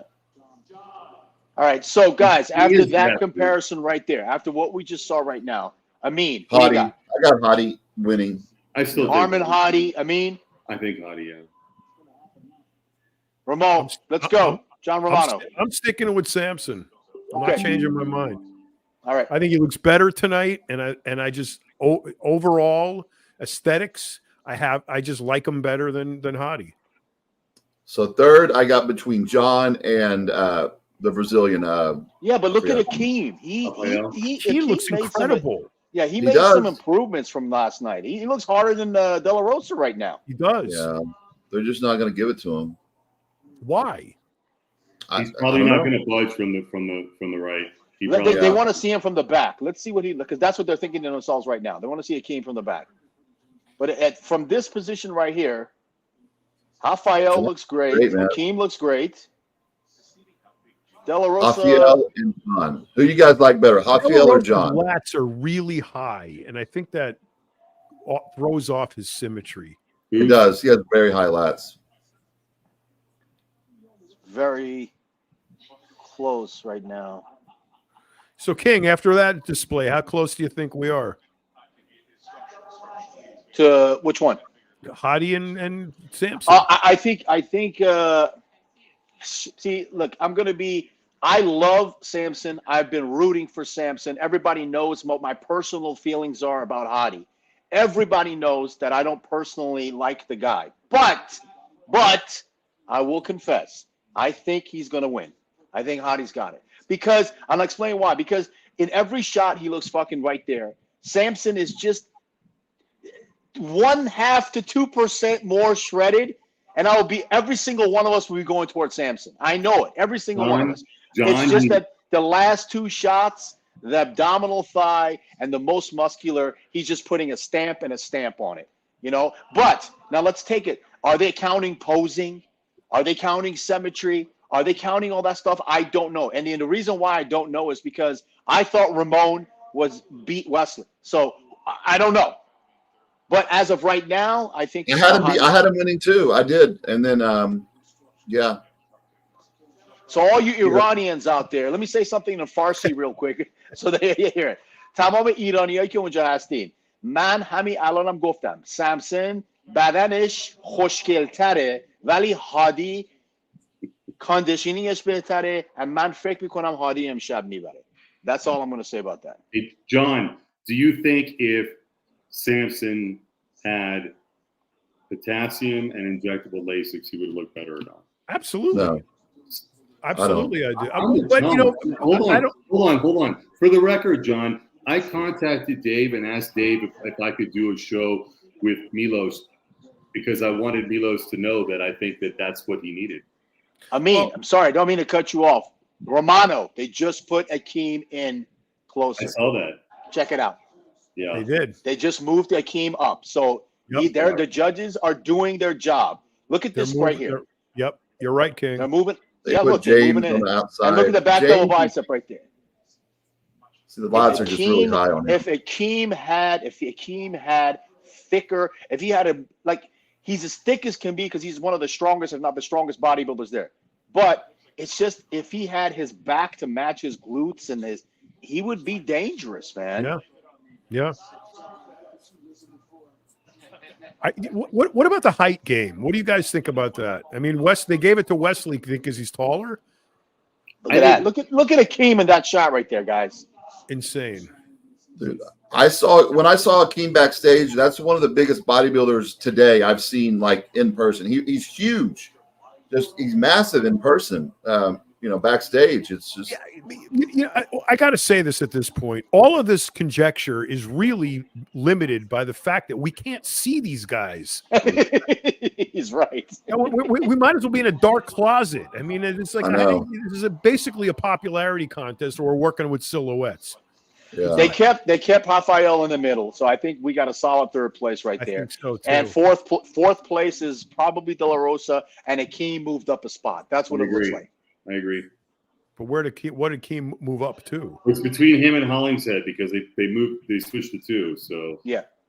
So, guys, what happened to James? You know, we saw him coming in big in the show. What happened to him? Why does he look so Flat, stringy? either undercarb or over diuretic, one of the two. I would bet on the over diuretic.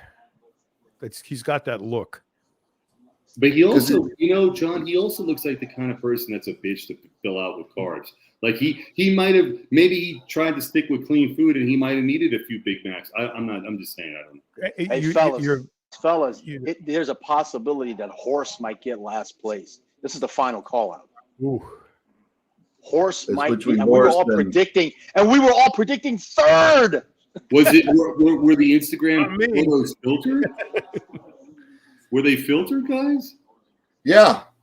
They were filtered. That's why he looks. Well, look at his lower back. He's got 4 rolls of water in his lower back right there. So that just goes to show you.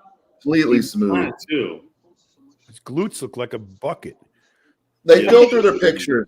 I get it though. It's like everybody's filtering your The picture. quote of the night goes to Romano. His glutes look like a bucket. Everybody always gets the quote of the night. Romano got it. His glutes look like a bucket. I gotta remember that. By the way, one of the trolls yesterday, my buddy, he loves to go through the comments and he sends me like the negative ones. One of the guys, because of the shirt that I had yesterday, said that I was auditioning for a Shakespeare and something because I had the ropes. Whoever wrote the Shakespeare thing yesterday, I give you credit. That was a good one. All right. A lot of these trolls are idiots, but that was a good one. I used to have a sweater like that. It's pretty cool. I don't know what happened to it, but oh my god! No, he fucked. Hey, listen, man. When a troll gets me, he got me. The Shakespeare thing was. I was busting my nut. That was original. That was original. yeah. All right, here we go. Look at this. There's your top 4. Ooh, look at that, man. There's your top 4. Okay, Akeem in front of John, huh? Wow. That front double. Samson looks so good in that shot. I think it gives him points to put on other shots. Yeah, Hadi wins the lat spread. Side chest. Akeem is going to be he's going to be competitive in this shot. See, yeah, look, he's competitive in this shot. Wow. We're just not close enough to see his obliques and how hard he is. Back double bicep goes to Samson. Yeah, it does. All day long. Yeah, it goes to Samson. We were thinking John might be in third, and he's potentially not even top 4 now. I wish I could. I just wish I could see the detail in him. All you see is black. You can't see anything. Yeah. See that area that you're talking about, King? That's too many deadlifts. That's what Hadi's got wrong with his back. Look at that. Look at Akeem in the side tricep, man. Nuts. Yep. And what do we got? What do we all say, fellas? We said Akeem improved. All of us agreed. Yep. This is a perfect example of someone who improved drastically from the day before. Mm-hmm. He needs to scoot over a little bit. Talking about Akeem.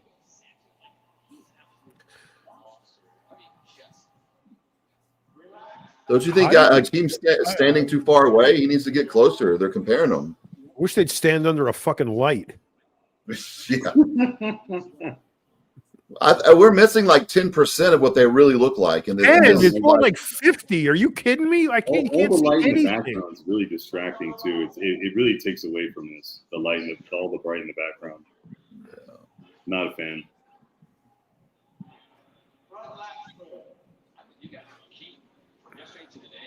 Man, Akeem looks fucking good. Yeah, he made great improvements from last night to today. Really? Look at this shot right here. Romano, look at this side chest in Akeem and Hadi. Look at it. Why when he hits it? Look at that. I'm telling you, man. Look at it. Look at Akeem's quads. It's insane. His hamstring and Hadi's legs are huge. Yeah.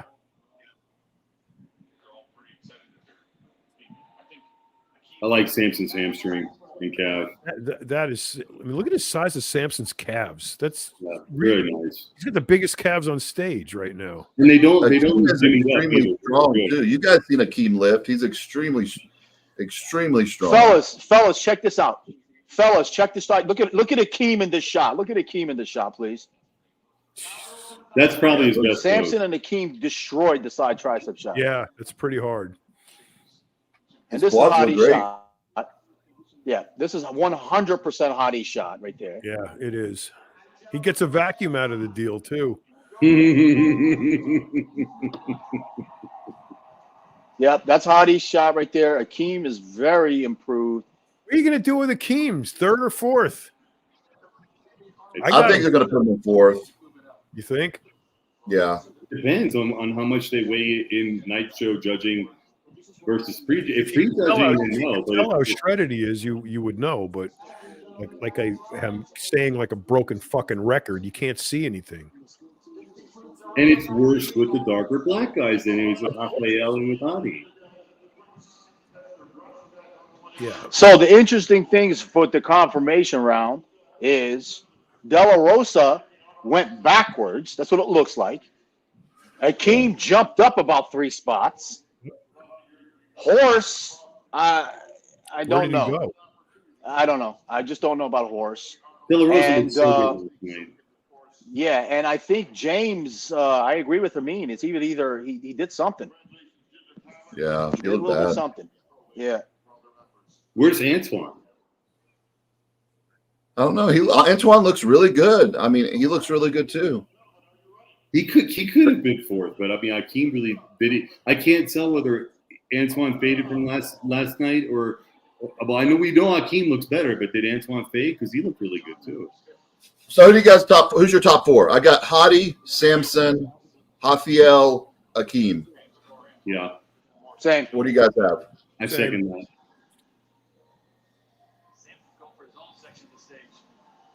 I wouldn't be surprised. I'm going to go out on the limb here, guys. Okay, so I think that Hadi pulled it off because of conditioning, because of the overall package. I think he did. Now, after saying that, I will say this. I don't think it would be out of the world that they give it to Samson. It's possible. It's definitely fucking possible. And I think Romano would agree. Absolutely, I would agree. Yeah. And I mean, you know, it would really be nice. It would have been really nice throughout all of this commentary if we really were able to see what they look like, because I'm sure we're saying things that don't even make sense because we can't see. Like from this angle right here, from this angle right here, you can see. But from the back angle here, you can't see. Right. If they watch when they come up close to the side again, and you see every little crevice. This is what the fucking judges right here. Now you can see. Yes. Yeah, look at that. Yeah.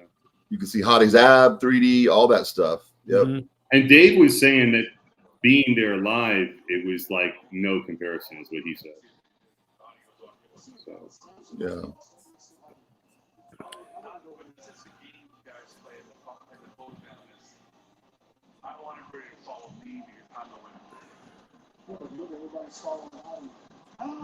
Rafa there with Samson. Hadi keeps following him over to wherever he goes. That doesn't necessarily mean anything, but it's just a mental game I think these guys play.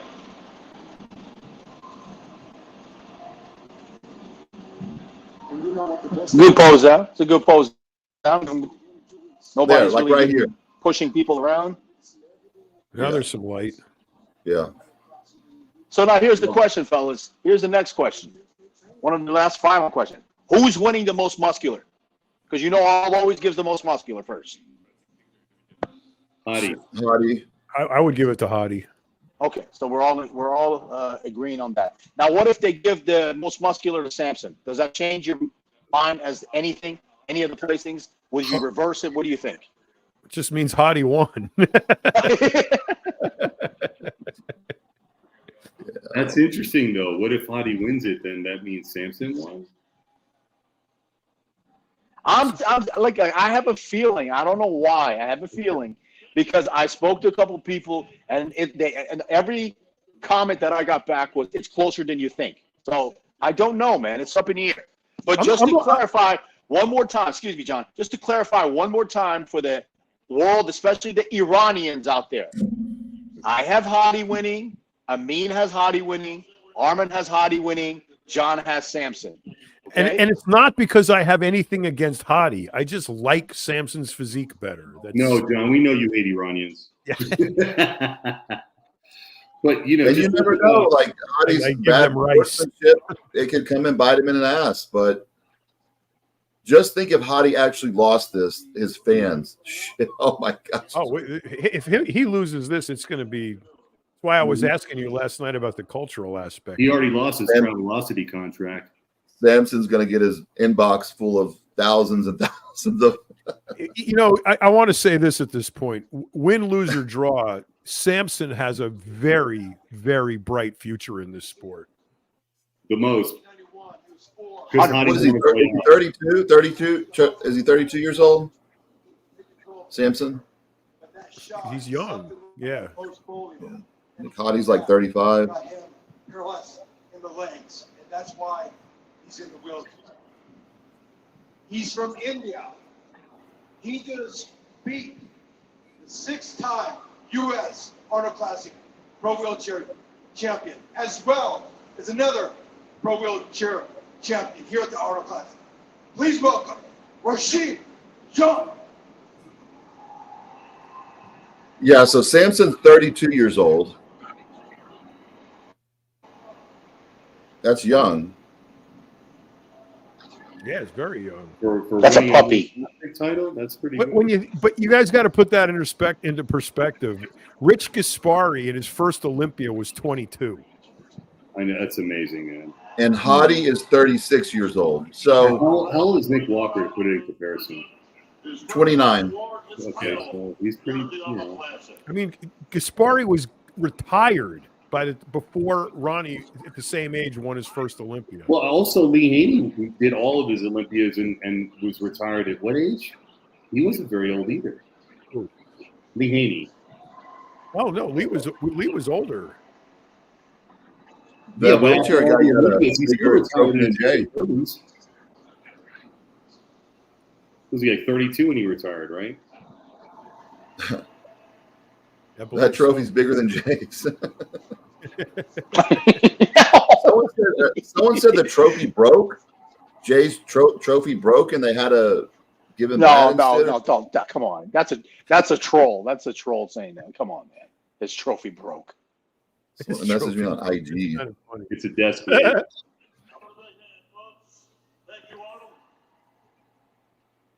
That's nice. So yeah, Samson in 3 more years, the improvements he can make. Yeah. Yeah, I see Samson. He's definitely going to win an Olympia. I mean, if nothing happens to him, if I he see keeps Samson progressing, competing in the 295, close to 300 one day, just like Ronnie did. I do. Yep. I see that. I totally Because agree he's with still fresh. I mean, you know, the guy's. I mean, he probably has never done injectable Lasix, John. Nope. You give old Milos a call. Let him know what the business is. A lot of these guys, There's their Matt. ages are Matt's all still over the working. place. No.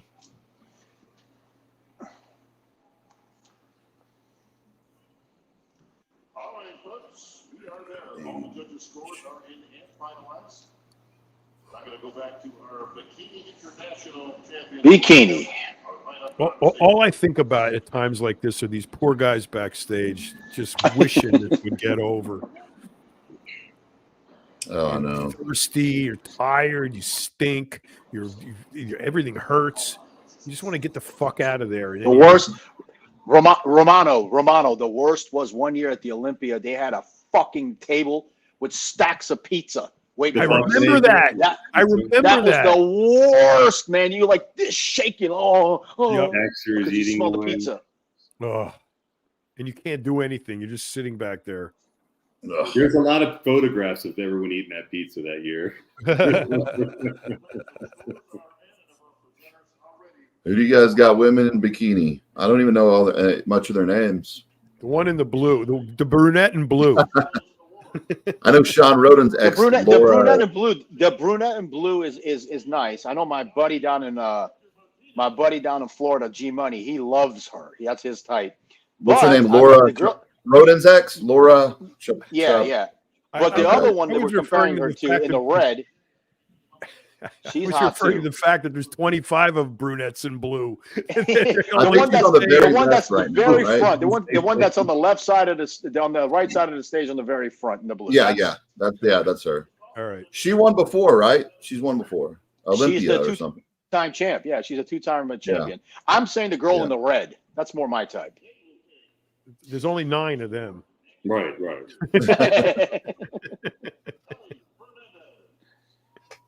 Romano, I got a girl right now. I'm not coaching her. We're just good friends. She is smoking hot, bro. She's an IPB pro. Smoking hot, and she's going to make some waves this year on the pro stage. She is going to be one to watch. Was that a girl? I think you posted her on Facebook. She was wearing a blue. Yes. She was a blonde. Oh yes. Yeah, her name is Amanda Macy. Wellness girl? No. That's my girl. The other girl, Amanda. That's my buddy's wife.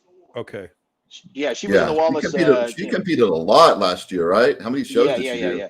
Yeah, she won 2 pro shows. She's actually very, very good. She just needs to sharpen up a little bit. She's going to Arnold Classic in UK. This should be good. Yeah, those are nice. Scott and his wife are nice people. Is that what's his name right there? Romano, who's that on stage handing out the trophy? Is that what's his name? Sistorino? Guy Sisternino? It is Guy Sistorino. It is? Like, yeah, it is. He looks really old right here. I think he looks human. Right? He looks like a human being again. That girl's tall. Wow. Yeah, guy looks, he's only, I think, what, 40, 42, 43, 42? Didn't he turn pro as a middleweight? Yeah. Yeah.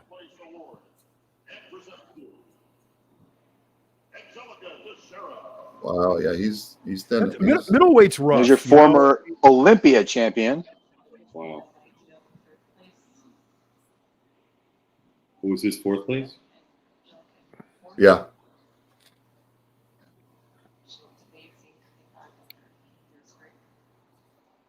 That's that dude's thrill for the. Good job, Angelica. 1 for the Brazilians.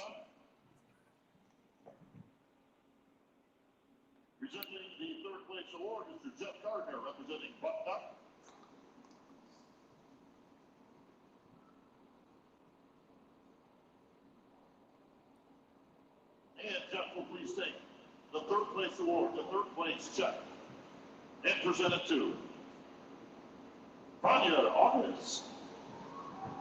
I like how Ciccarello says the check, not the check for $32.98.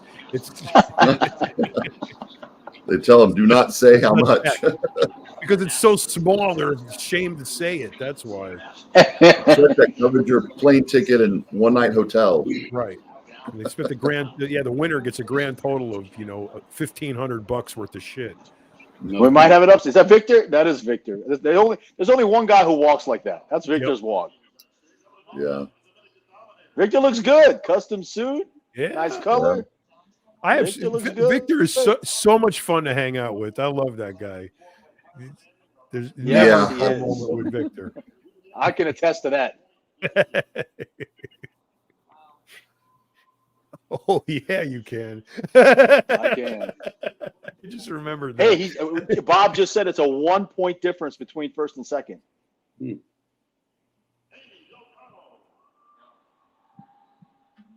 See, that's the one I thought was going to win. She's a pretty girl. I was just thinking that. She's gorgeous. Look at Victor's face. Look at her. Look at Victor. You sly dog, you. What are you doing later? Oh, yeah. Well, Victor, look at that. That's Victor's walk. Right? That's Victor's walk right there. Yeah, what are you doing later? I got some chronic bud up in the room. What are you doing later? 3-time champion, huh?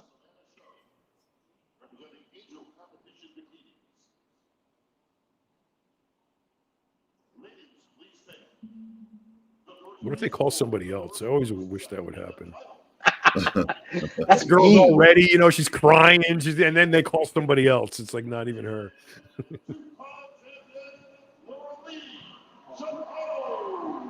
There you go. That was. Okay, Armon, you're a judge. Yeah.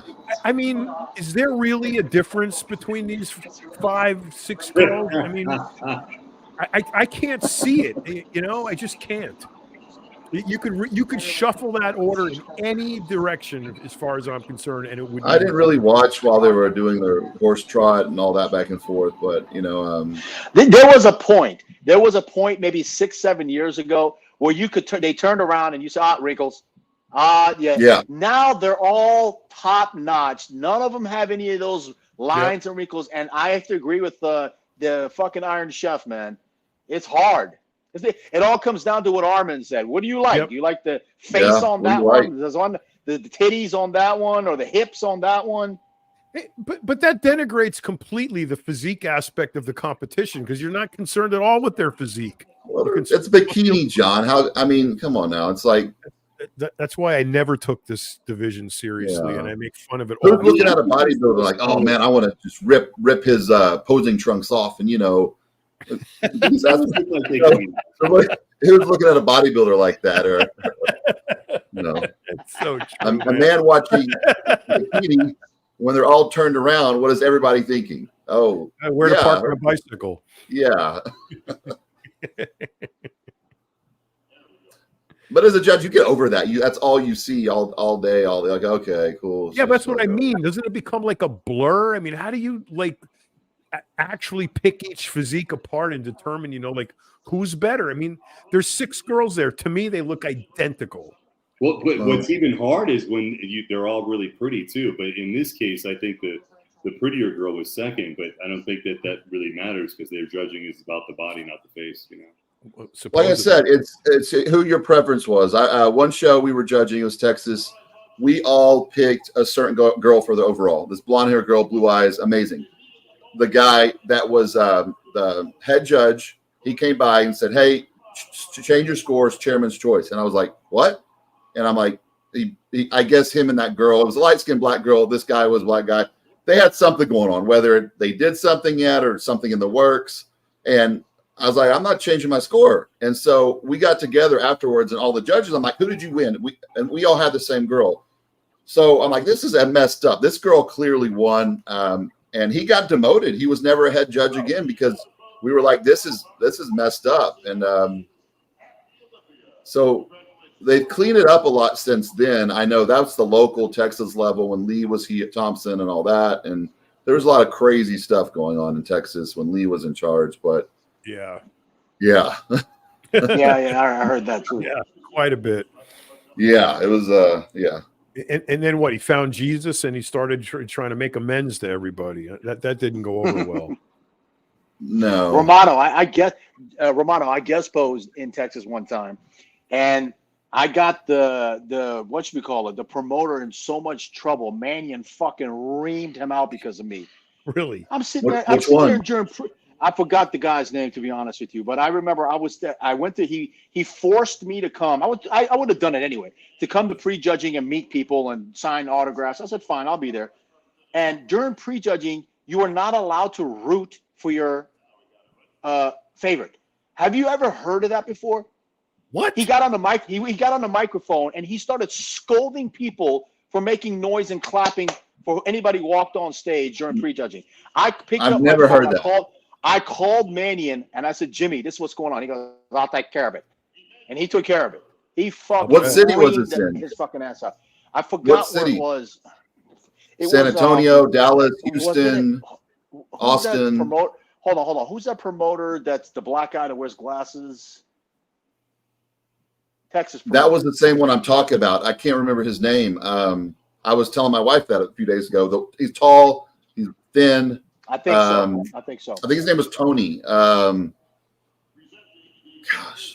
All I know is that he got reamed the fuck out. Who does that? Yeah, it's like you're supposed to yell and scream. What are you talking about? Don't make noise during prejudging. Fuck out of here. He was odd. He was a pretty odd guy. That was probably him.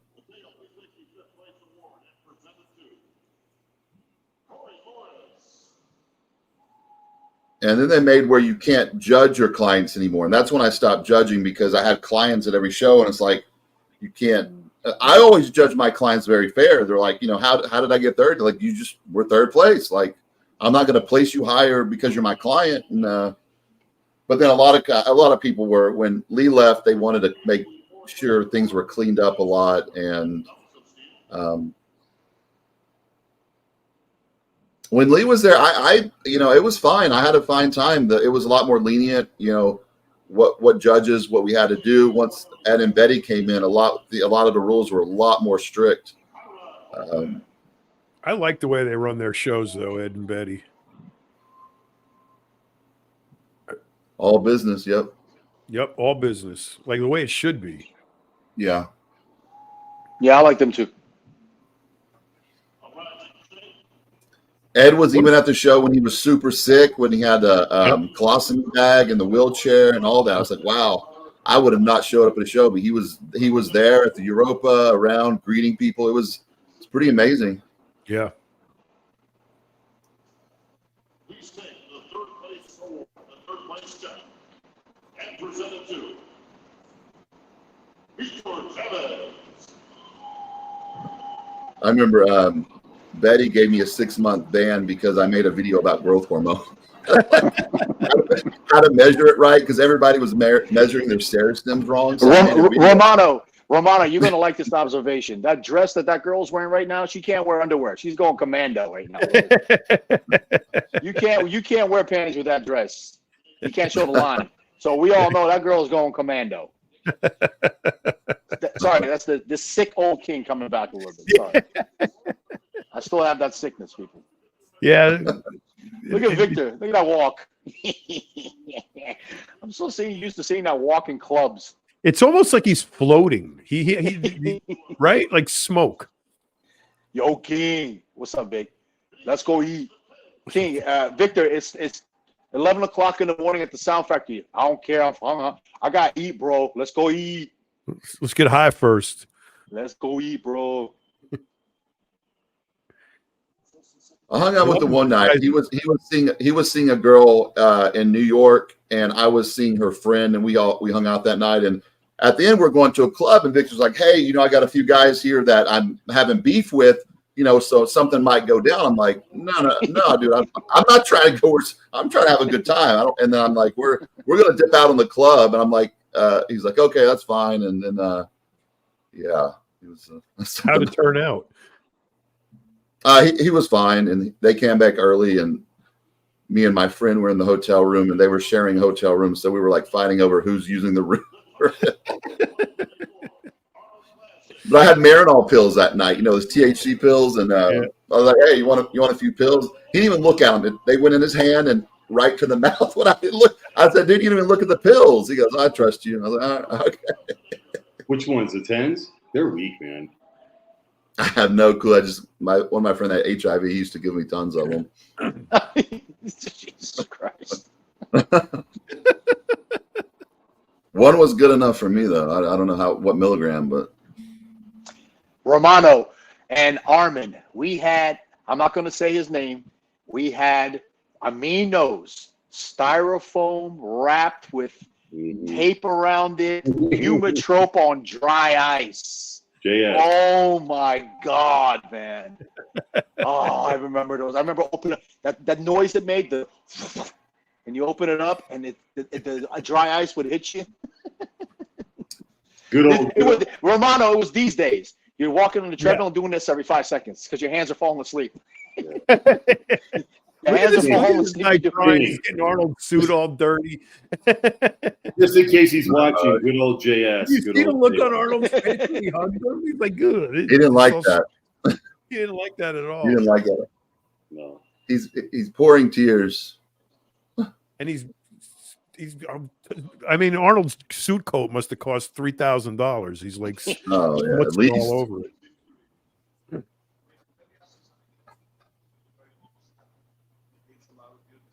Very emotional, yeah.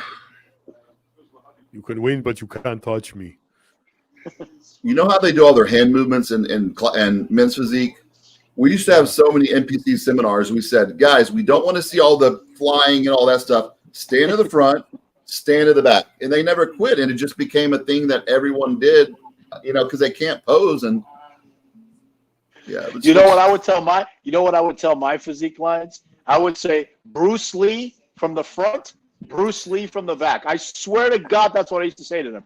Bruce Lee from the front, Bruce Lee from the back. And they were like, you mean like this? I'm like, yes, that's it. Bruce Lee from the front, Bruce Lee from the back. And if you want to tell somebody how to do a most muscular shot, I always use the same thing. I say Hulk Hogan. Just do a Hulk Hogan. All right, that's it. There you go. That's it. Hulk Hogan. Hulk Hogan tearing his T-shirt off. Arnold is trying to stay in a whole arm's length away from this guy. It's really funny. Yeah, right now, not only the paint and the color, but you got that fucking chicken breast and rice cake breath. What stinks worse than the bodybuilder waiting backstage to go out for the finals? Oof. Or anywhere backstage where it was Marcus Ruhl. Marcus, I love you to death, but you had the worst farts on this planet Earth, man. The worst was Marcus Ruhl. Didn't he do dairy on his diet, though? Didn't he still do dairy on his diet? I don't know, but Marcus backstage, man, when he let one loose, forget it. Forget it. Your eyes would sting. Yep, and on top of that, I got to say, just now that I said that, he's one of the nicest guys I've ever met in the sport. Absolutely. And one of the biggest. I think never had a coach. John, I don't think Marcus never had a coach. Nope. A lot of those old school guys never but had I think a coach. Marcus is Erz's coach, though. Yeah. I saw Marcus at the Dubai Expo, Fitness Expo one year, and he saw me walking across. He ran from his booth outside. He had a line, and he hugged me so hard. And I thought, oh, man, he's the best. Marcus is the best. You still smoke? He's a monster. He gets to the gym. He's doing a photo shoot. He's standing outside smoking. Yeah. And what was his girlfriend's name? She was fucking huge. Simone. Simone. She was like 230. He's got a pretty wife now. She's pretty young, petite. Really? Yeah. Cool. What happened to Simone? Yeah, no, not Simone. Huh. This girl's petite, non-bodybuilder. Yeah, she lived in her mid-20s. They had a kid together. I see pictures of them. Yeah. He got pretty small, didn't he? He's 5'11". All right. Yeah, but didn't he lose like a ton of weight? Yeah. He's still big. Is he? Well, Yeah. Being retired. I saw a picture of Dennis Wolf recently and was shocked at how little he was. Yeah, but he's still. But isn't that nerve damage though? Doesn't Dennis have nerve damage? I think so. You can't do shit. That whole neck thing, he couldn't train at all. I have that. I mean, Ameen went through that. I've been dealing with it for 10 years. I mean, yeah, he just couldn't train at all. Like it wasn't even after neck surgery. It wasn't firing. It was just like I can't train. Right. How I trained before, and that's the hardest thing, isn't it, man? Because right now, if Romano came and put $20,000 in front of me and said row 315, I would say no, thank you. Get out. I wouldn't do it because I don't want to end up like some of the people that I've seen, especially when it comes to any row movements. I'm not doing it. I'll go stack on the machines. I'll put plates to the end on the hammer strength. No rows. You already did it. No. What's the most you've done? 5 plates? No, I saw you do 4. So I got a video out. I'll send you a clip of Back with a Vengeance where I was doing one arm T-bar rows with the plate with 7 plates. Jeez. I'll send you the video. I did it for 10 reps. Yeah, right there, whenever I send it to my buddies, they always say, like my hardcore buddies, they're like, that is one of the top strength feats we've seen somebody pull off. Wow. I remember I saw you doing shrugs with like the whole thing full with shrugs. That was for video. Here we go. Best poser, Samson Dauda. That was obvious. Okay, that was an obvious one. So they gave him best. Oh man. Well, he won that last year too. Could be bad. That could be bad for me. But he won that last. Well, I mean, who's a better poser than him? Hadi's not a good poser. No. He's really rough around the edges. But does the best poser ever win the overall? No, I think he did. I think he won it last year, and I think he won. That's going to go for. Unfortunately, I must say this. I know Samson doesn't like to talk about this because he's a humble guy. But you guys know that he purchased a McLaren. You know that, right? He did. Yeah, I didn't want to say it. I saw that. What is that? Yeah. One wheel? If not, that's one wheel or one tire. That's one set of brake pads. Right there. Yeah. What's surprising is he actually fit in the thing, man. Well, he said he can only fit on in a prep. There you go. Only in prep. After prep, he can't fit in So it. now he we said. got the most muscular award. Best poser, Samson. This will be very telling. Yeah. So let's see who we got here. Most Unless they muscular. give it to somebody like De La Rosa or something. Or Akeem. I think it's a safe bet. It's Hadi.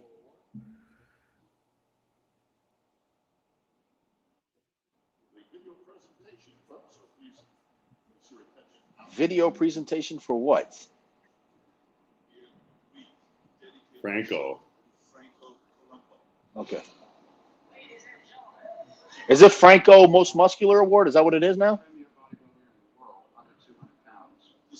Maybe I guess because so. in honor of him because he passed away. Maybe he drowned. That's so unfortunate, man. We traveled around the world together.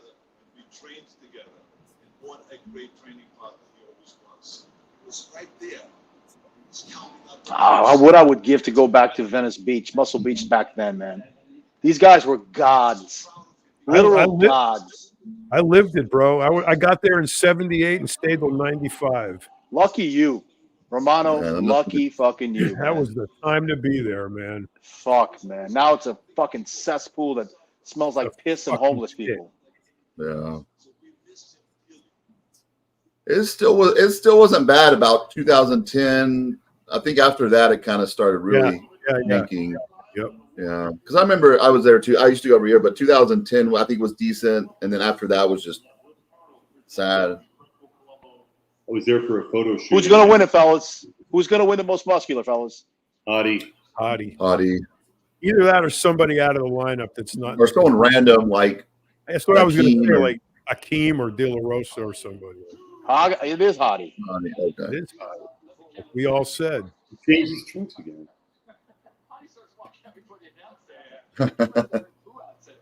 No, he's walking out because they probably told him to walk out. So don't. Again, to your Iranians out there, I'm on Hadi on this one. He didn't walk out because he's cocky. He probably walked out because they told him to walk out. What was he supposed to do? Crawl? Yeah. Well, I think someone has to say something because he is really hard of hearing. He's deaf. He wears a hearing aid. He can hear though, because I mean, when Hadi's training him, Hadi's like, talking to him on the vertical leg press where he's not seeing his mouth, and I think he's partially deaf, but he can hear. Well, maybe that's just the excuse when he walks off stage he uses. I didn't hear anything. How do I get this check into my wallet? $10,000. What is that? That's like 60 million rial in Iran. I'm being serious, man. It's probably like 60 million rial.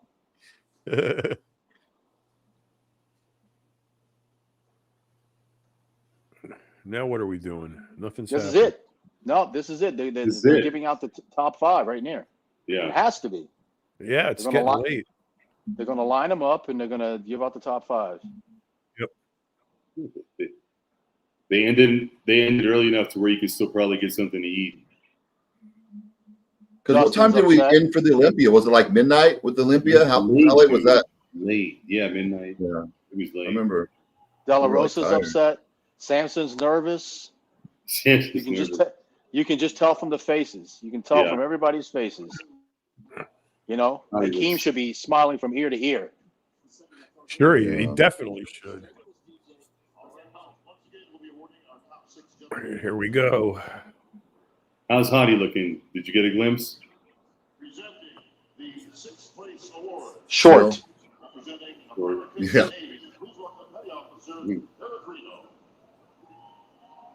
Thickness.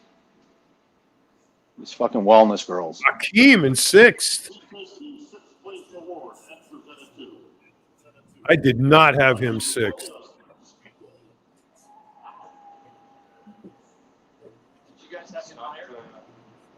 Wow, they didn't move him up. So I guess John is probably still there. They gave him a shot. He improved from prejudging. See, he's happy. I knew he would be. He should be, but I would have given him 4th or 5th. Look at those fucking arms. Good Lord, have mercy.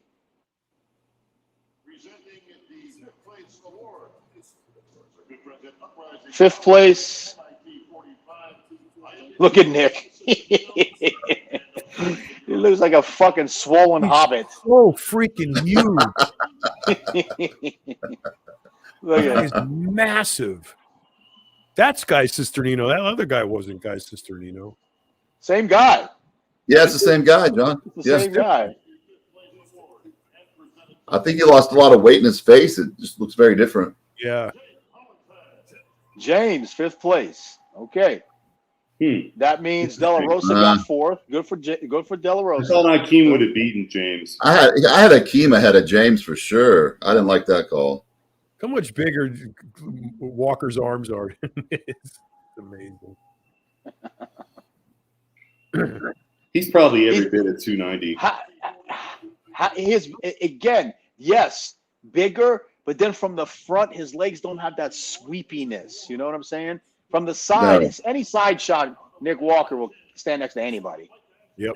His arms are just out of this world. Mike Ashley. Oh, shit. Blast from the past. Holy cow, look at him. De La Rosa in 4th. There you go. Good call. So then who's 3rd? What you call it? Raphael. Ah, yes. Very good for So him. did James place ahead because of a certain sponsor, or Raphael in 3rd. Damn, I wanted to see Rubio in this show, man. Fuck. And Andrew Jack. Andrew would have been a good addition.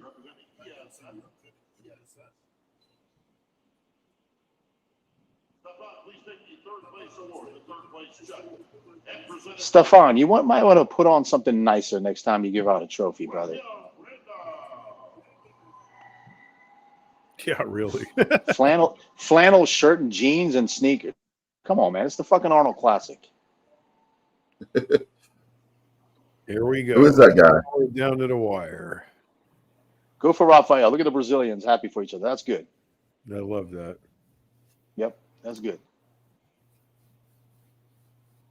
I think we all agree. I think Akeem and James should have been flip-flopped, right? Yes, I agree. That's why it looked like it to me, because I think he much improved.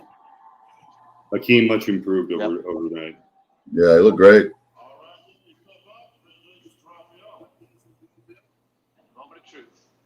Good for him.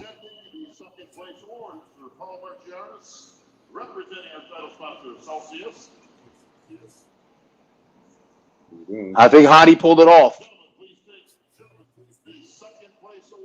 But it's going to not. Here we go.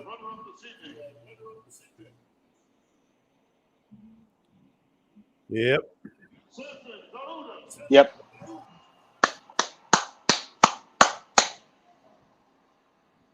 Samson knew. I think he knew. Look at that. Humble. Love it. Good job, Samson.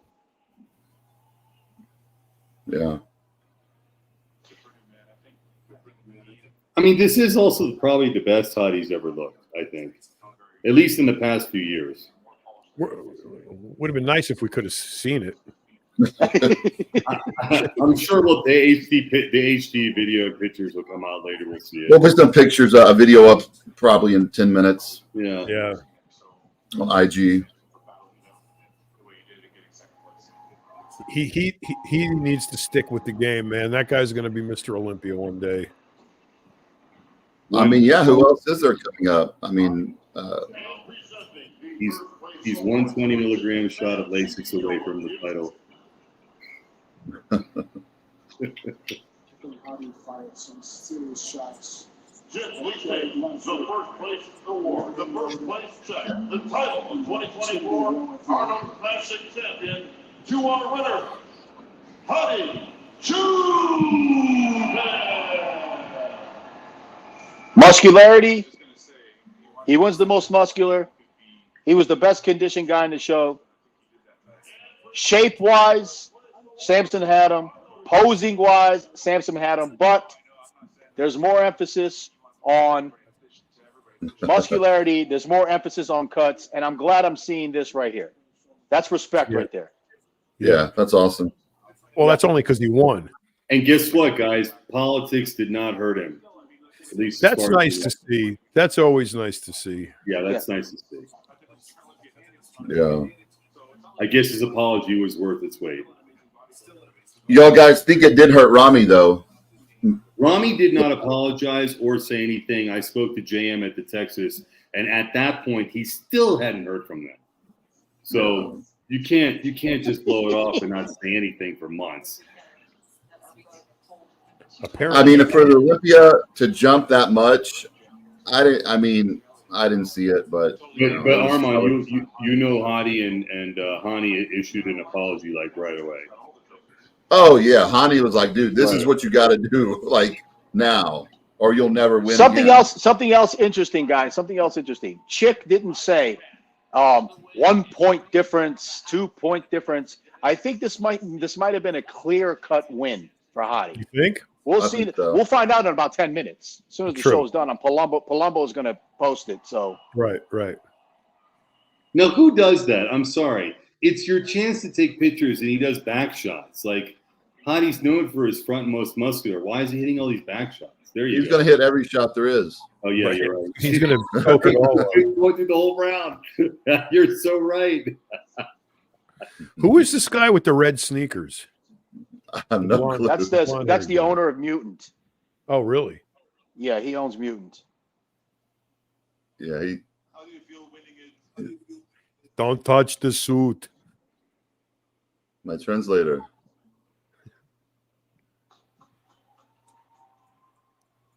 Honey. They did it. Yay. He's so happy. He redeemed himself, man. You got to give it to him.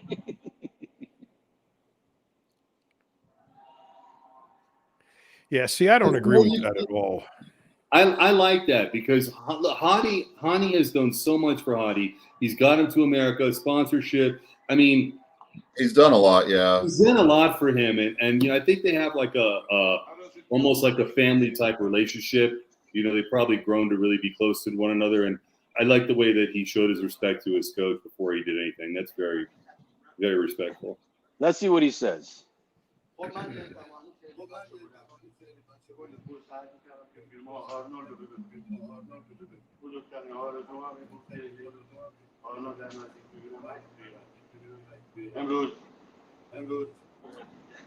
He said, since my childhood, I was going to buy your videos, and you were my idol. Arnold,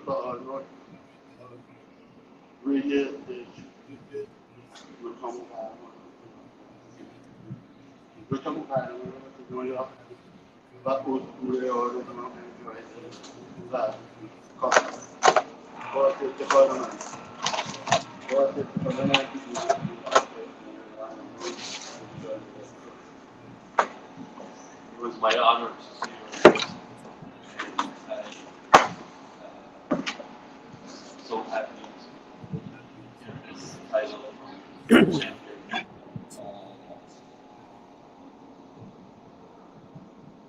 And another Olympic champion. Very nice. Very nice. We're having a good time here. The fucking translator is translating like an idiot. What the hell's he doing? I have no clue. Why can't Hani Translate correctly. Can't Hani translate? Yeah.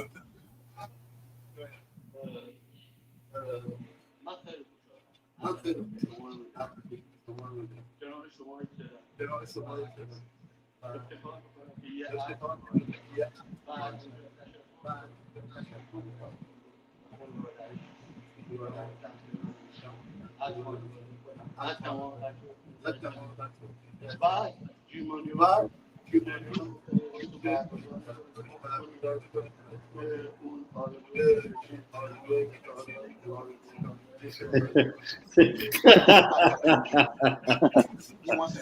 going on? I can't memorize that.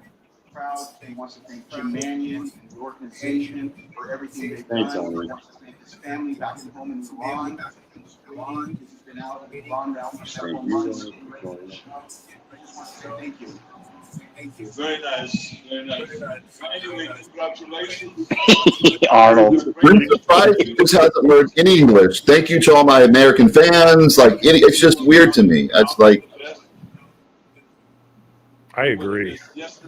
I just, I don't know. like Rami learned English pretty fast, and you know. I don't even understand Hadi's Farsi, dude. Much worse than English. And I just want to say this.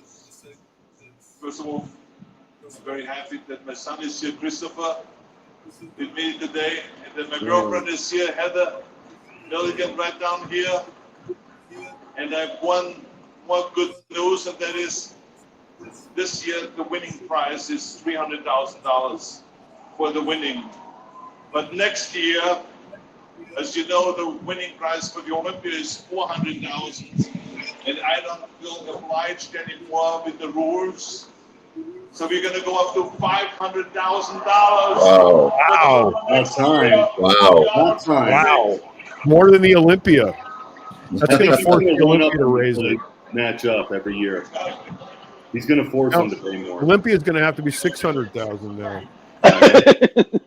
The battle begins. I can't wait Yep. to see those million. Good. These guys need more money. Should be a fucking million. That's what I said. Yeah. Yeah. We know sports professionals. These guys put their body through, I mean, living hell to. It's an expensive sport too. What did fifth place get? Like, you guys know?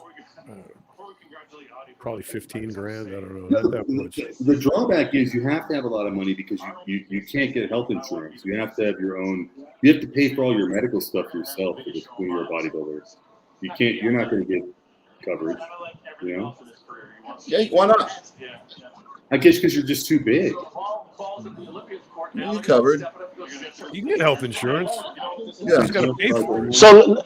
So let's all do some the sum ups here. I think conditioning was good in all divisions. Yeah. Everybody this year brought conditioning, which is something that I got today a lot of. A lot of my clients, a lot of my friends who are IFBB pros, and they all texted me and said, everyone's bringing it. I'm like, yes. You see the crispy physiques. You see people are getting back to that nice, dry, crispy look. So that's one. Two, did Hadi, one more time, let's all say it, did Hadi deserve it? Absolutely yes. Right, guys? Absolutely. Most muscular, conditioning, everything was on point. He deserved the win. Samson is this close. Do we agree on that? Absolutely. He's this close. Every time he steps on stage, we see better. I think if Samson comes back with a more muscular, wider, thicker back, with bigger lats, and continues to sharpen up, he's like Romano says, he's unbeatable, man. Also, guys, don't He's gonna be forget, Hadi is doing the Arnold Classic UK, right? Or what's the next Arnold Classic? It's the one in UK. He's going to do that too. I think that's what they were saying. He was going to do both shows. Well, I know Samson's going to do that too, so it's going to be a rematch. That's going to be a rematch. That's going to be interesting. Yeah, it's very interesting. And what makes it even 100 times more interesting is the fact that it's in the United Kingdom, and that's Samson's back. Yes. That's his home. And Hadi can't really improve. I don't think he can improve. Well, Hadi is an international star. He's an international star. Everybody, he's not like one type of people. Obviously, the Iranians are backing him up, but he's international. He's got millions of followers on Instagram and followers. So all that being said, it's still going to be a good fight. But it is Samson's background. It is his hometown, and knowing Samson, he's going to go and he's going to see what the judges are saying. He's going to see what all the fans, everybody said. Tighten up. Hopefully he'll tighten up. And if he tightens up, it's going to be even more dangerous, man. Yeah. Final thoughts, Mr. Romano, the Iron Chef, the OG. Final thoughts. I am extraordinarily disappointed with the lighting. I mean, I'm going to gripe about that till next year, because it took so much away from what we're trying to do here because we can't see. I mean, these guys were absolutely in shadow. And I mean, we're trying to provide a service for people out there who can't go to the show, who are relying on, you know, our commentary, and we really can't technically give them what they deserve because we can't see. So I just, for me, I mean, all these guys, I'm glad Condition won the day because I was really getting sick and tired of everybody coming in off. So we seem to have kicked that to the curb. But I think these promoters and the producers of these shows have got to pay attention to their product, because for the lighting to suck that bad in a show that is probably 99% lighting dependent is just really bad. And this isn't the first barbecue. So these guys have been around the block. They know what's going on. They should make these shows sparkle. And the lighting tonight was just inexcusable. Do you guys think it was worse than the Olympia? By far. It was dark. It was definitely by dark. far. It was the worst lighting I have ever seen in my life. And that's saying something. It was dark. It was dark. Ameen, final thoughts. I thought this is probably the best Hadi's look for size and hardness. I think, of course, John's absolutely right about the lighting. It's very frustrating. But, you know, I was glad they did live stream for free. So that's a start. It's good to see Arnold say that he's going to give $500,000. That's a start. And it's going to make the Olympia also do even better. And hopefully they'll have a better lighting also. I don't know how much more Hadi can improve.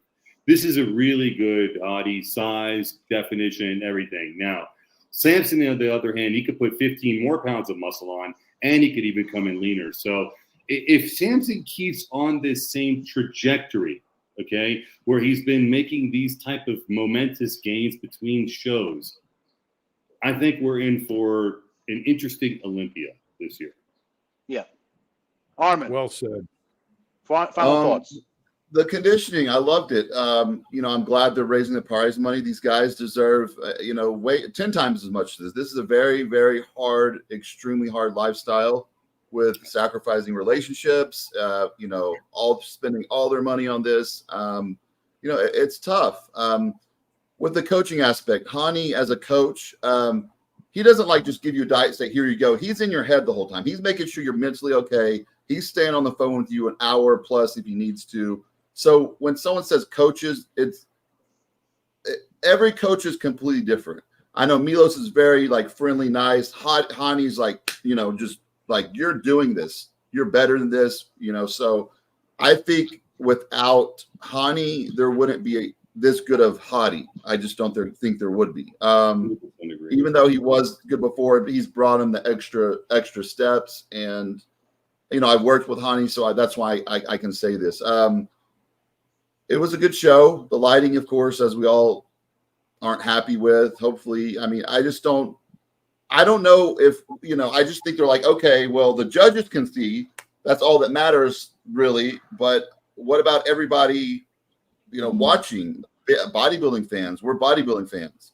We've all bodybuild. We want to see, we want to be able to, we want to do these live streams for y'all, and we appreciate all of y'all joining and tuning in RXMuscle, and we want to give you the best we can do. But this show, it made it really hard watching this live stream.